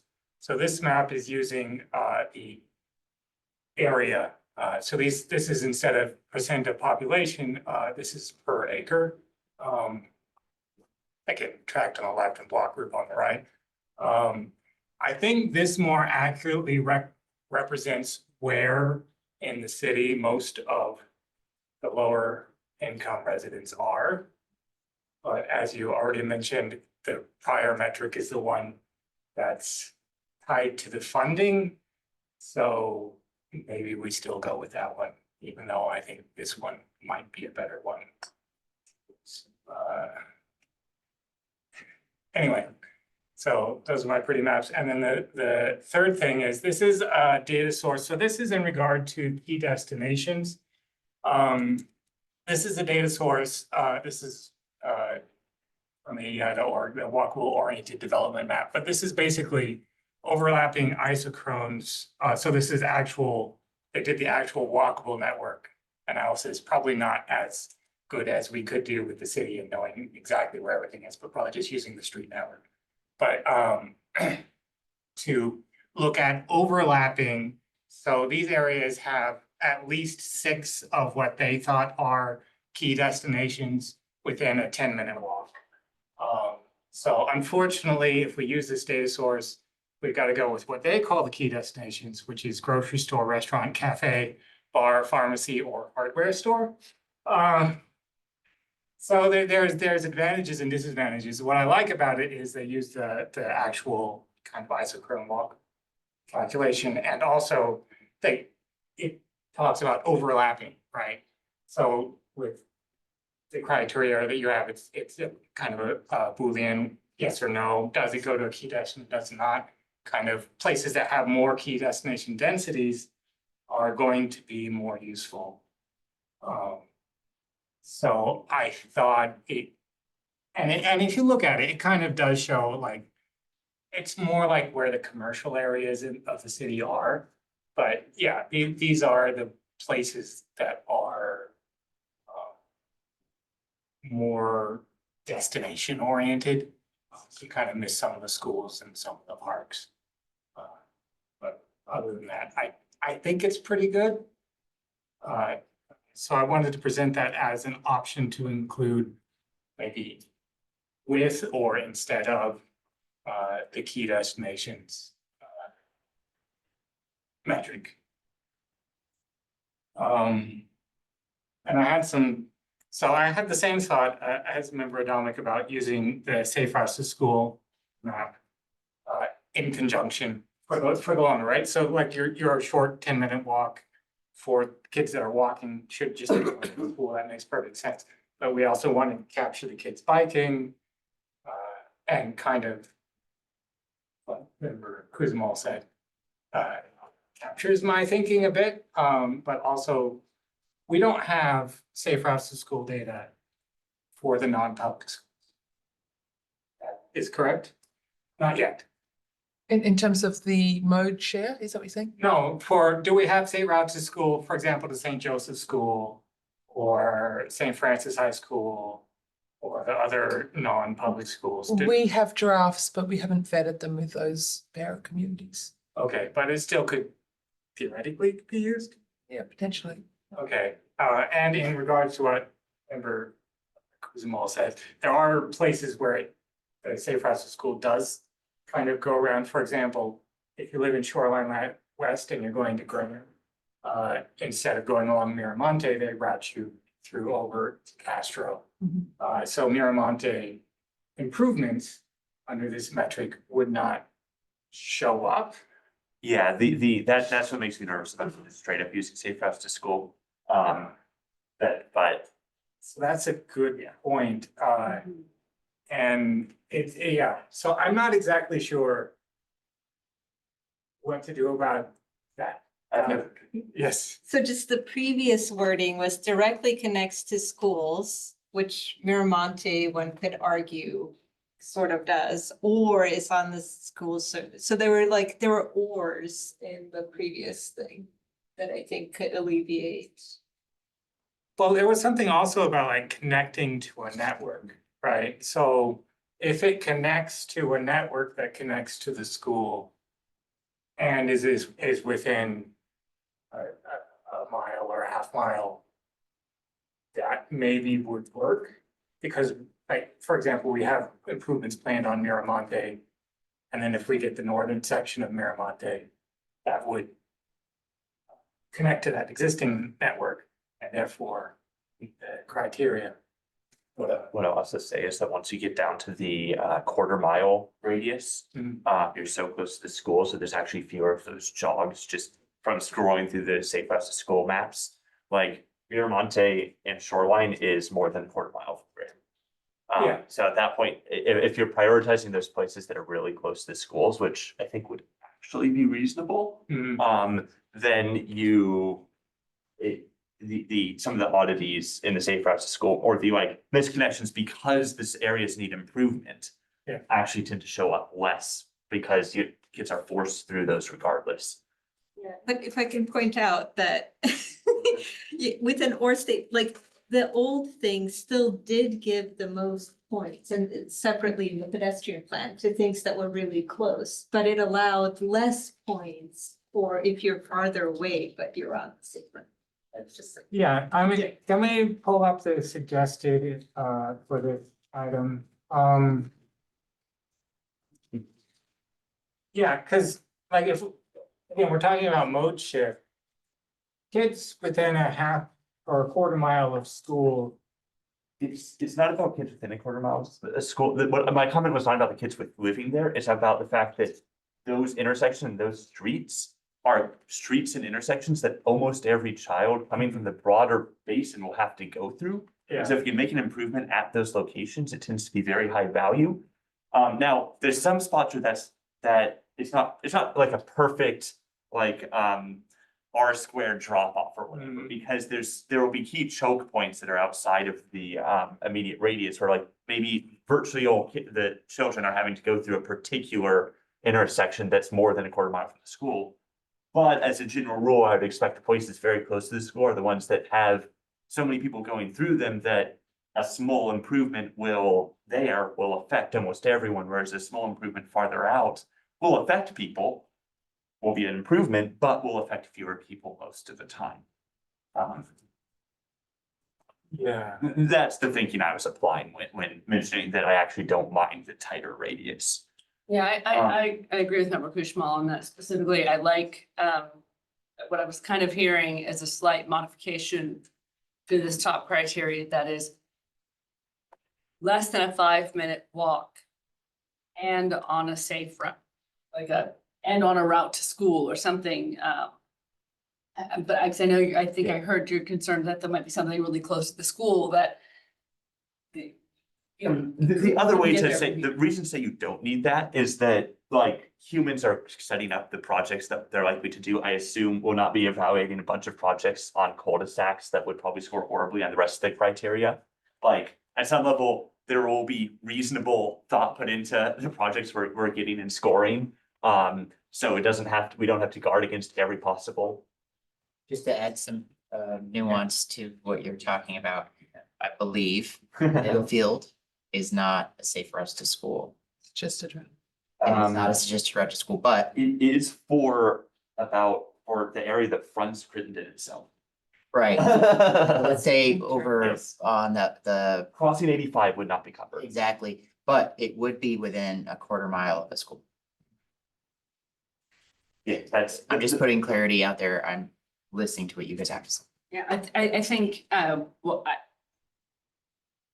I think there's about probably 100,000,000 ways to look at these criteria. And I have found Member Kushmal's argument quite compelling that this will get us the most improvement for the most students by doing this, because it'll be the most frequently used intersections. And there are other components elsewhere that I think will help with the other parts of the Safe Route to School network. But I'm worried, like, I'm not sure, like Calderon and El Camino, I'm not sure that's within a quarter mile of Graham, but we put a crossing guard there. So, I mean, that seems inconsistent. I mean, I know it's hard to gather data about like where school children are going through, but I don't know that we need, like, I think if we put some or statements that it would allow for, I mean, the people who are using these things are like staff who I would trust to, it doesn't have to be that restrictive. I think if we say on a safe route to school that we might be able to trust that the project would score if it's used by a bunch of kids. I mean, what worries me is like elementary school, this makes sense, but we only have two public middle schools like within the city boundaries, right? And then like two high schools. And so the city is not a quarter mile or a half mile, like many kids are like Sylvan Park, right? Like part of the thing that, and maybe this could be fixed by the time it's presented to council, is that we don't have sample scoring even for existing projects. So like we're kind of arguing, or not arguing, but like discussing stuff that we don't know. Like it could be, like I'm really worried about Sylvan Park and whether they will be served by the routes that those kids take to school from the scoring criterion, but I don't know because, for example, like a Dana Street project is not scored or, yeah, so. I mean, every residential street is some kid's route to school. Yeah. Right, because somebody lives there. But I think I'm kind of convinced by Member Kuzmal's argument that the ones that are close to the schools are going to be used by more. And we can hope that the other metrics where we're trying to build the network, like, yeah, we're trying to build a network, a connected network. So can we At see some the point. network part again? Cause I'm worried that it's like restricted to low stress or I don't know, that we might not be able to. Yeah, so, Yeah, see, it's all ages and abilities, but I don't know So if wasn't that- Dana Wasn't that being Overbridge proposed is to have ever a gonna- modification to a partial closing of the gap for? Sorry. it's the only, Yeah. Yep. But then it's like 3.5 points out of 100. That's basic, what? Yes. There's only, have to be trade-off somewhere. And like some of these things, like if there's, for instance, a Calderon and El Camino, I'm guessing that's on the high entry. That scores on a highest entry option probably. Probably. On El Camino, yes. Yeah. So like, to take that example, Calderon and El Camino, I imagine would score relatively highly on a lot of this. It might not on the lower income residents. It would, well, if it were enough to be a beneficial project, I assume it would help on the low ages and abilities, partial probably. Probably on key destinations. What is that? Commercial Center, Park Trail Senior Center? I don't know. What is a commercial center? Commercial buildings, Shops and Okay. offices. some of them. Okay. So that's anything along El Camino, basically. Okay. Yeah. Yeah, Sylvan Park probably wouldn't score as high, but I'm not sure if it should. What? I don't know if there's the density, like, if it's a question of do we prioritize the areas where there's more children going places? I don't know what the actual traffic counts of people traveling places in Sylvan Park is, but if there's more people using the streets in a different place, I would expect us to prioritize that more highly, especially if there's higher rates of injury. I don't know, Sylvan Park is kind of cut off by all sorts of barriers from the schools that those kids have to go to, so. yes, You know. but it's not the only place in Mount View that's like that. It's a problem. Yeah, I think it's the most extreme and a bunch of people do live there. So, yes, not there a are, very different place. there are some high density developments that are the furthest away from the school, which is really one. Anyway, I guess the point is we have to make trade-offs and it's a good. I mean, I have a couple of possible suggestions that I presented, but mostly it's hard to say. It seems like a decent set of. Somehow I think this will bubble up. Honestly, if we just took things basically as is, maybe plus this one, but not plus the bumping to half, honestly, that's neither here nor there. we'd end up with a reasonable set of priority projects, and some of them we might say, oh, if I look at this, oh, it seems like this prioritization criteria bumped this a bit too low or a bit too high. But then there will be projects will get scheduled into the CIP more manually. So since it's set it and then the process goes into motion with no more input effort. I hope. Like, I want to get this, I want to get this pretty right so that, or reasonably right, so that it's bubbling up the right things. Yeah, Um, I think I noticed on the old plan, it didn't include Ringsdorf. Ringsdorf would score much higher under this criteria. Everything else, I think, El Camino wasn't on the old plan, but that's jurisdictional, I think.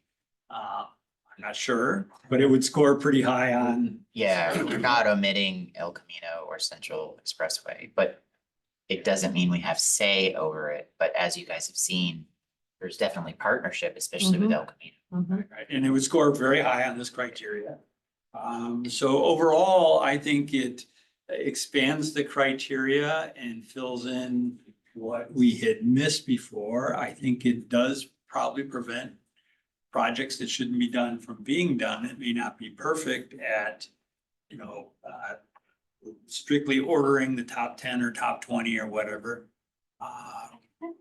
But I think in general, it's directionally appropriate. If it's a 5-year cycle, I don't see much downside from anything in it at this point.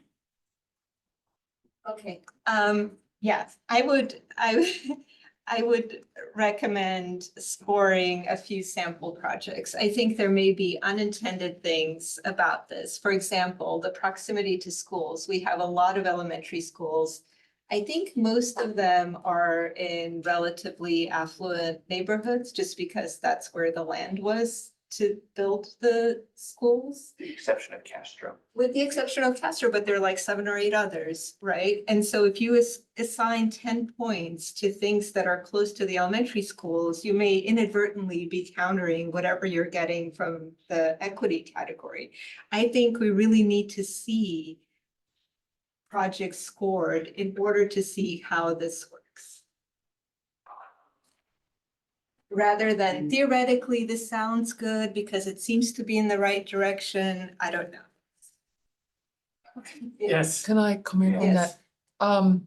That I think that doing scoring of sample projects and bringing it back to BPAC would have an impact on I'm not schedule. saying us, I'm saying council.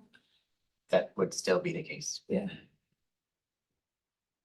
Clarifying, this is going to the CTC on June 4th, right? No, it's going to Oh, council on May council. 28th. May May 28th, 28th, sorry, I'm sorry, it was The other one. the other one. was California going- Street's good. Yeah. Okay, so this is going to council on May 28th, so there's really not a lot of time.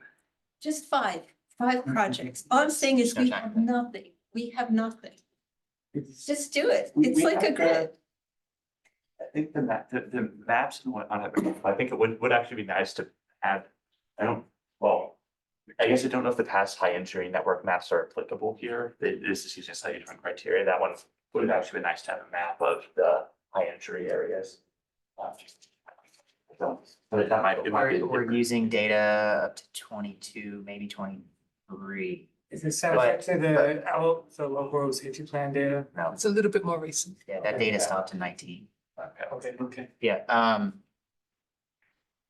to score a project, we'd have to know what the typical cross sections are. There is many meetings internally, like months of meetings to get to a point where we would do that. Thank you. Can I ask about can we actually go back to sustainability and biodiversity? Sustainability, Do sorry. we want to provide? I was saying that this felt a bit high to me overall, although with the plantable surface space one, I'm a bit more comfortable with it. I heard some comments on it, but I was curious about people's. I'm kind of convinced on Member Barton's argument that if it doesn't provide space for trees, it might not. I don't know. It's a bit like, okay, in terms of powering mode shift, like, these are good things to have, but in terms of powering mode shift, I don't think they will, like, trees, vertical elements, and especially shade trees are great. They're proven to slow traffic down, reduce stress, and et cetera. And of course, any planted ground cover, even if it doesn't have streets, it can still have bushes or something to provide some, like, 2-3 feet. I guess we have some kind of height limit on planted things, or 3 feet. well, yeah, okay, so they can be 3 feet high, and there has to be a gap, and then there's a tree canopy.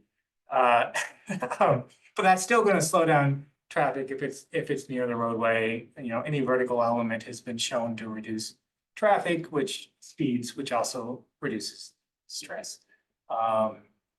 And I guess in terms of walking, any green element or any separation from traffic, I guess, because like if you're reducing the impervious surface area and your reduction of impervious surface area is between the pavement and the roadway, then that's going to increase pedestrian comfort. Right, if you're not right up to the roadway, but you're some degree away, then that, I can see how that can also potentially increase pedestrian comfort, get more people walking and drive mode shift. But they do seem a little away from, less directly impacting, if that makes sense. So I don't know. I disagree. I find we have many members of the public, I think, who've probably dialed off by this point, but who routinely come here and talk about greening Mountain View and greening with bicycles into it. This, for me, I feel pretty strongly that this is, we can't get perfect. We're not gonna get perfect with every project, but the more we build up and attempt to help green this space is much more comfortable. Try walking along Central Expressway, to go to the train station, at San Antonio Station at 4 o'clock, 5 o'clock in the afternoon. You will melt from the sun. Adding- Expressway has a median. Not, many of the trees have been cut down and removed. I walk it all the time. I'll be drenched with sweat by the time I get there just from the sun. It is very uncomfortable. You're right up against cars. It's very uncomfortable. All of this makes it a little more comfortable part of the way. We can't solve all the problems all at once. We don't have the budget. We don't have the staff. I think this gets us, I hear all the time from public comments about greening, and this gets us there. And also the impervious surface area is help with our water runoff that we have, the issues that we have with flooding and. Yeah, I mean, I understand that, but that's not like necessarily in the purview of the active transportation. The vision for this document. Okay. Well, mostly on that one, the main thing I struggle with is I have no idea what 4% means and how I should be weighing that against the rest of these priorities. I just, like, I know what the number 4% means. But it's just in terms of, is that substantially helpful in terms of stormwater reduction? Is that? Yeah, it's a lot for like a long street, right? 4% of the typical cross section, correct? Right, so that's like. You don't get points, you don't get points easily for. I mean, given that I didn't think that this should be part of the scoring criteria, even though I think that's something we should generally do, I'm for a point reduction. I don't know. I don't feel like I know enough to actually modify the points. I do still kind of feel.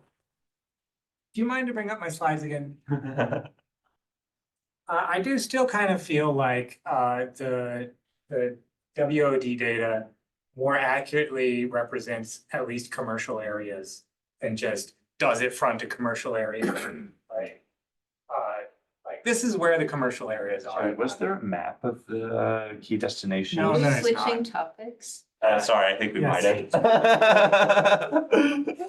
Sorry, I wanted to say, can we go back to the, no. So in terms of things that I might want to change, sorry. I guess maybe we should go through everything one at a time. Or what Are we Sounds like looking James at, Withdrew his suggestion. are we looking at making a formal recommendation to staff? Or are we just providing? We're receiving your input and feedback. Okay. Do we want to see if there's any changes that we're all in agreement? Chair, if you don't mind, I sat through a many hour long meeting last Wednesday.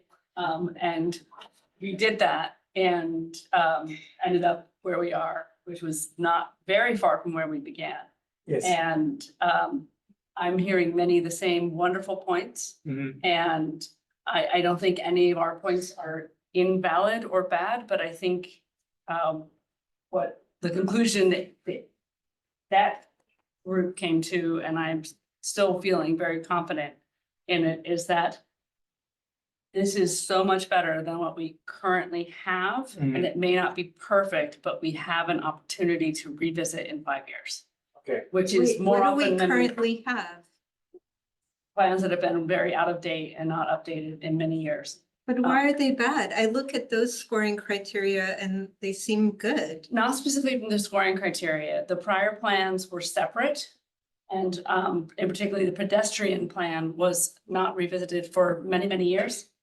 We were significantly overdue for the revisit. This combines everything in one vision I together. mean, it's combined, but I'm sorry, I looked at those old things and they're good. We just didn't do them. They exclude, to member Barton's point, it, for Yeah. instance, doesn't provide as much focus on, didn't provide as much focus on things like rain store through the high density, lower income, high commercial activity areas in around San Antonio and California Street.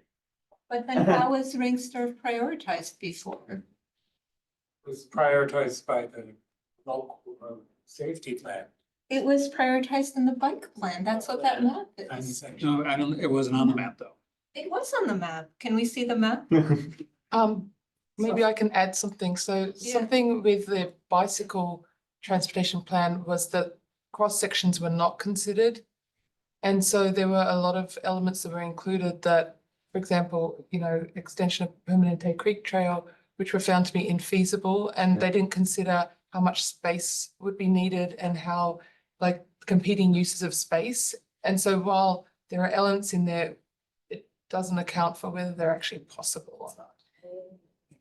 And Sorry, I there's a lot of, mistook. What did I mistake You for probably took the Ringstorf? Permanente Creek Trail proposed extension or rain store. Which is, Right, yeah, okay. But it was listed for class 4 bike lanes. I think Maybe it was not somewhere on the prioritized. list, I believe. Yeah, yeah. Yeah, and just from the history way back machine, there used to be, Google used to do these Rails projects that was for commuting to and from the rail station to Google, and they did a lot of improvements outside of this plan to Ringstorf. Specifically fixing alignment for Montecito and Jewel, fixing at that intersection for the Ringstorf north-south, or to keep the bikes being put in the line of traffic, leading crossing for pedestrians. There's a whole bunch of stuff that did happen that wasn't part of this plan because of external corporate funding that I'm not sure we can rely on in the future. But when I looked at the list of projects, I think that they don't have project numbers, but a lot of those, I am familiar with projects that have happened in those areas. So I think the work was done, maybe not for the whole corridor or the whole stretch, but a lot of those projects were done. So there's, I don't know, I think we could probably be here till tomorrow. Yes, I guess I want to ask, do we want to try, does anyone want to try to convince, are we? Can I try going to argue? summarize what I Yes. think we've said? Okay, I think we have said that of the proposed changes to the recommendation in the memo, so there are a list of proposed changes from the AT pack in the slides. It sounds like I convinced us that the staff memo was fine on the school prioritization. We did not need to increase that to half a mile. It sounds like people are happy with having the plantable space in Wait, these. I didn't agree with the school thing. Yes, member Dominic did not. Sorry, we didn't take formal motion, so, but on this one, it seemed like people were reasonably content with it. I know I expressed some interest in reducing the criteria, but it didn't sound like there were strong feelings on that. And people were happy with having, talking, having things that prioritize shade trees in some way, which this would. And people were happy with having partial credit for the AAA network. And those are the only 3 proposed modifications from the AT pack. Is that correct? I'm just trying to take that. There was another proposed modification which would have made the buffer space, sorry, the walk shed, the as a crow flies distance greater for key destinations, but staff did not. Oh, yeah, I think we probably have to be convinced that making it so that every single space in the city qualified was not. Didn't sound like anyone had strong opinions on trying to change that. Yeah, I think, that remember Adamic's concern is this stuff's not getting done is maybe not just because of what this plan or the prior plan said about it. It's more competing for resources. Is it the new police building versus a walkable street on the capital improvement plan, for instance, I think is the bigger issue. And this is not really trying to address that. It's just scoring projects within transportation. When I think some of us have expressed concern that changing our modes of transportation should be higher overall. And, maybe development of other library services or police services or business district or parking improvement should be lower. But this plan doesn't really try to address that. Yeah. Any final comments?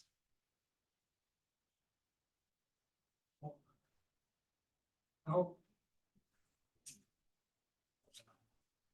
I think we're done with this item. I do have the feedback I need. Thank you. Okay. Yes, there are many. It's, okay. We will move on. To item 6.3, the BPAC fiscal year work plan. I have so many windows open, it's not just showing up like it normally does. Sorry. Work plan, there it is. Thank you. And as we normally do, I will review the things that have changed since you last saw the work plan. Those things will be highlighted in yellow. Today we had a review of the active transportation plan that occurred. That was to occur in spring and spring. We had our Earth Day event, including a bike ride, which we'll talk more about, and the staff meeting that occurred on the 20th. And then also development of the active transportation plan is also here in the work plan. Next, I will shift to the tentative agenda list. Okay.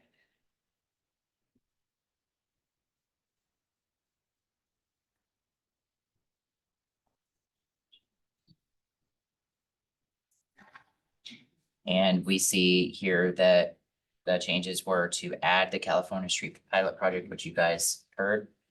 And then we needed to have a special meeting in May in order to accommodate all the various topics that occurred developing this spring. And so at that time, you will see a trail counter topic, the Capital Improvement Program, CIP, TDA 3 funding, and then a VTA appointment. And there are no other changes to the tentative agenda list. And that is all I have, and I'm happy to answer any questions. Great. Any questions on the town? Any public comment on the town? No. Any committee comments on the town? All talked out. Okay, now we move on to item 6.4, which is the Santa Clara Valley Transportation Agency Bicycle and Pedestrian Advisory Committee update. Yes, so I was absent, but I listened in over Zoom. It was all about the county projects. So you can read the update. The closest one to us was the Foothill Multimodal Feasibility Study. This is just starting. They haven't hired the consultant. But in the draft county active transportation plan, there was a recommended class 1 shared use path, and people had comments both from the public and the committee that a shared use path may not be ideal in a situation where you have fast moving cyclists. There's a lot of recreational cycling, there are e-bikes, and then kids walking to school and walking their dogs, etc. So, but that's just starting. So hopefully there'll be lots of opportunity to give feedback on it. Then another one of these documents, the circulation and mobility element that hasn't been updated for, what's that, 30 years? But now they are going to update it. And I'm sorry, I don't remember what it's used for. And then the Central Bikeway Project, which is this thing that a couple of years ago was estimated to cost like hundreds of millions of dollars. I don't know what it's going to cost now, but they got millions of dollars for environmental clearance work. So that's good. Awesome. Thanks. Are there any qualifying questions for the VTA VPAC update? Public comments. Good comments. And we will move on to item 7.1, staff comments. And I have a presentation, which I will bring up shortly.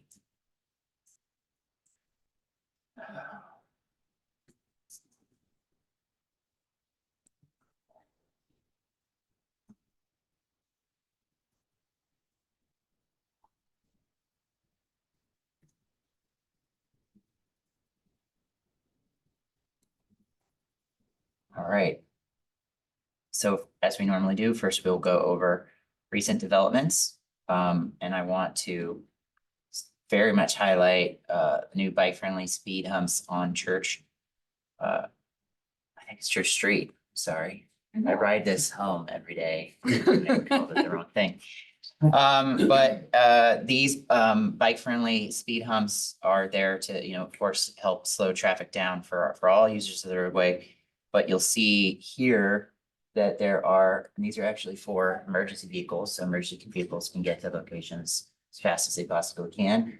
But cyclists benefit from those too, because we also are able to fit inside of that and travel faster. Then there was the Earth Day bike ride and celebration starting from the community center. And for the bike ride, we biked up to the bike exchange, which is just a little bit in Palo Alto, not by much. But they, you know, they take bikes from the landfill, fix bikes up, donate bikes, and do sell bikes to others. So very earth friendly business. And so we got a tour of that. And then we also rode back down and utilized the brand new Colony Street Trail Bridge, which you all should go and take a look at. It's really good. Very, very happy with how that turned out.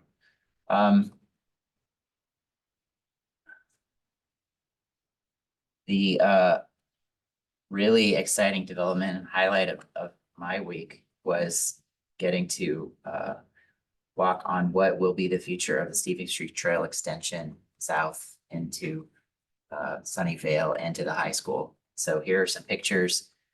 Here's our wonderful project manager, Joe, taking pictures of the area that we're looking where there might be the trail. And then here is a picture of where the trail might actually go. And you can sort of see there's like these ridges in between. And it's like, just seems like just the right amount of space to have a trail go right through that. So it was pretty cool. We've already got public art. Right there. Yeah, it's actually very good public art. He even signed it. Or she, I suppose, but and then here is that crossing of to the high school, but and then crossing into Sunnyvale. This is where that crossing would happen. We're not going to be able to utilize this existing abutment, but that's actually where it's actually going to go. So it's sort of already a natural location for that. And then just our capital projects team, Robert in particular, again, listening to you guys. Project tracker software is in procurement, already approved, money's done. They're in the procurement process, then there'll be the training. And it's not just going to give you what you're looking for, but it's also gonna be seamless into how they work. So it won't create an additional burden on them, and it will give us something that we can just click print or, export and have. So I'll let Robert know. You guys like him even more than previous. And then upcoming events. April 26th is member Automix Earth Day bike ride. That's 7:30 starting at La Avenida on the Stevens Creek Trailhead. There's a trailhead there where we'll be biking down to the Mountain View High School, and there will be donuts provided. So please come. As mentioned earlier, and over on the table, California Street Survey is out. This is the link Rita was letting you guys know about. Collaborate.mountainview.gov. California pilot. Then on May 11th, that's our monthly bike ride. This is a partnership with the Silicon Valley Bicycle Coalition, and this is their big ride from Santa Clara Caltrain station all the way to Palo Alto, and the stop in Mountain View, I believe, is at Eagle Park. It's really hard to have an exact time when they'll get here because there's so many different factors, but they're starting at 10, so I'm approximating it at 10:45. If you don't want to do the whole thing, but you just want to come to Eagle Park, you can do that. And then, of course, bike tour every day is May 17th, 18th, and 19th. You will be receiving an email where we need volunteers to staff a table. Should be sending that email out this Friday. So please volunteer as much time as you can. We aren't asking you to volunteer on a Saturday, but you are welcome to.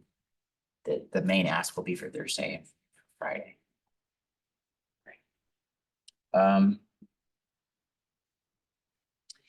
And then I did manage to update for October and November, but not change the title. These are new numbers. So, and I do have notes for these of the significant items. So let me reference those now. So some of the significant ask and Vs that we received, that there were pet issues, almost being hit by a car at Castro and Central Expressway. Cars driving in the bike lane on Lakehorn, and traffic was able to respond to that by putting in flex posts in the specific area where this was happening, which was kind of like a turn, so people were making the turn fast. So flex posts were put up, and then we believe we fixed the problems. We didn't hear any more problems coming in. So we had a request for more bike parking in Sylvan Park, and transportation planning staff did put in a grant, which we really very much expect to be funded, that would provide bike parking in Sylvan Park, as well as other locations, specifically the downtown and Shoreline Amphitheater. Sidewalk gap request, stop sign request at Del Medio and Miller, and you guys at the last staff meeting saw that we got that. We're behind on processing ask and fees, so you saw it happen. So this is good. And then those are all in October, and then the notable ones in November were requests for more street lighting, particularly in the Castro area, and then Rangsdorf and Junction crosswalk problems, which we have had those in the past, and we do have money set aside to go and provide either to provide a proper mid-block crossing with some sort of controlling electronic fixture. I'm using all the big words and the simple words, sorry, in that area. So that funding is there, and it is something that will be coming in the future. And that is all I. There is one more update. You might have seen in the news that there's been a lot of discussion about El Camino in Palo Alto.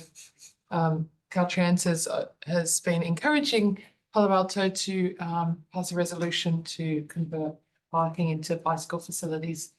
As part of that conversation, the city of Palo Alto requested a number of other items, including no turn on red restrictions. And so Caltrans came back to us and asked us if there are locations we would like to have reviewed. And so we've requested those locations that were listed in the streetscape plan plus Grant Road. So that's where that is.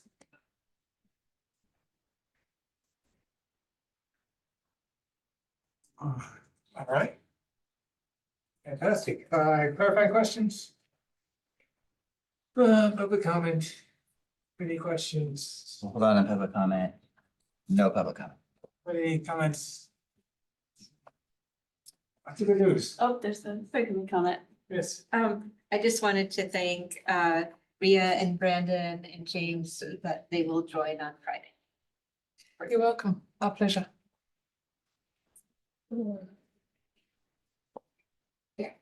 Fantastic.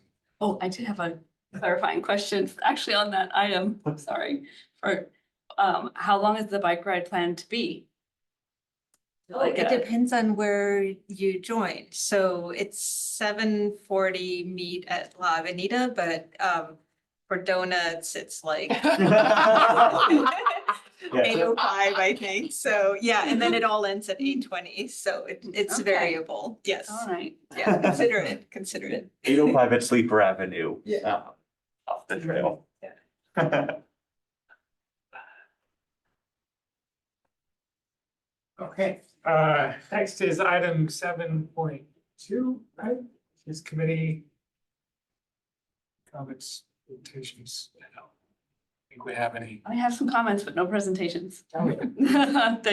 I did attend, see if I get this right.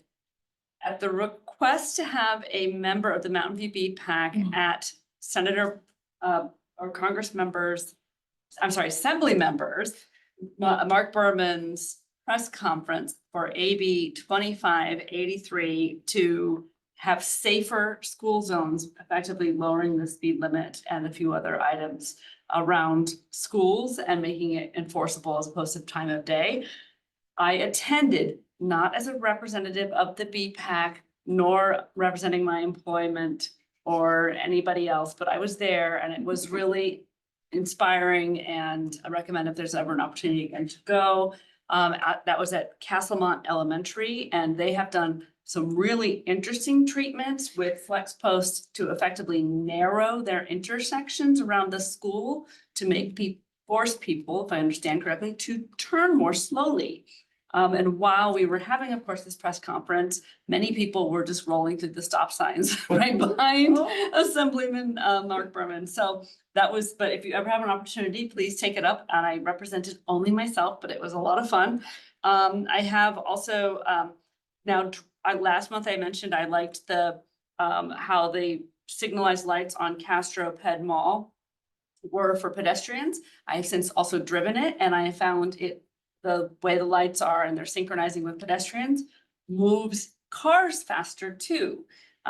It keeps traffic flowing instead of backing up. Before, when it was four-way stops, traffic was consistently backing up to Shoreline Boulevard on Villa from Castro. So I've driven a couple times and not seen those backups. So it seems to be working well for pedestrians and cars. So I'm loving that. There is still, and then I have seen a proliferation of new no dumping signs on existing street poles, either sign poles or light poles. In this existing ordinance, but it's just a lot of, I'm seeing a lot more of them on the routes I walk. So that was just an observation I made. Thanks, that's it. I just want to comment on that. That happens to be our number one ask MV is sidewalks being blocked by someone dumping something. So we didn't have anything to do with the signs, but I hope. And we get a lot of furniture donations of unusable furniture on our sidewalks.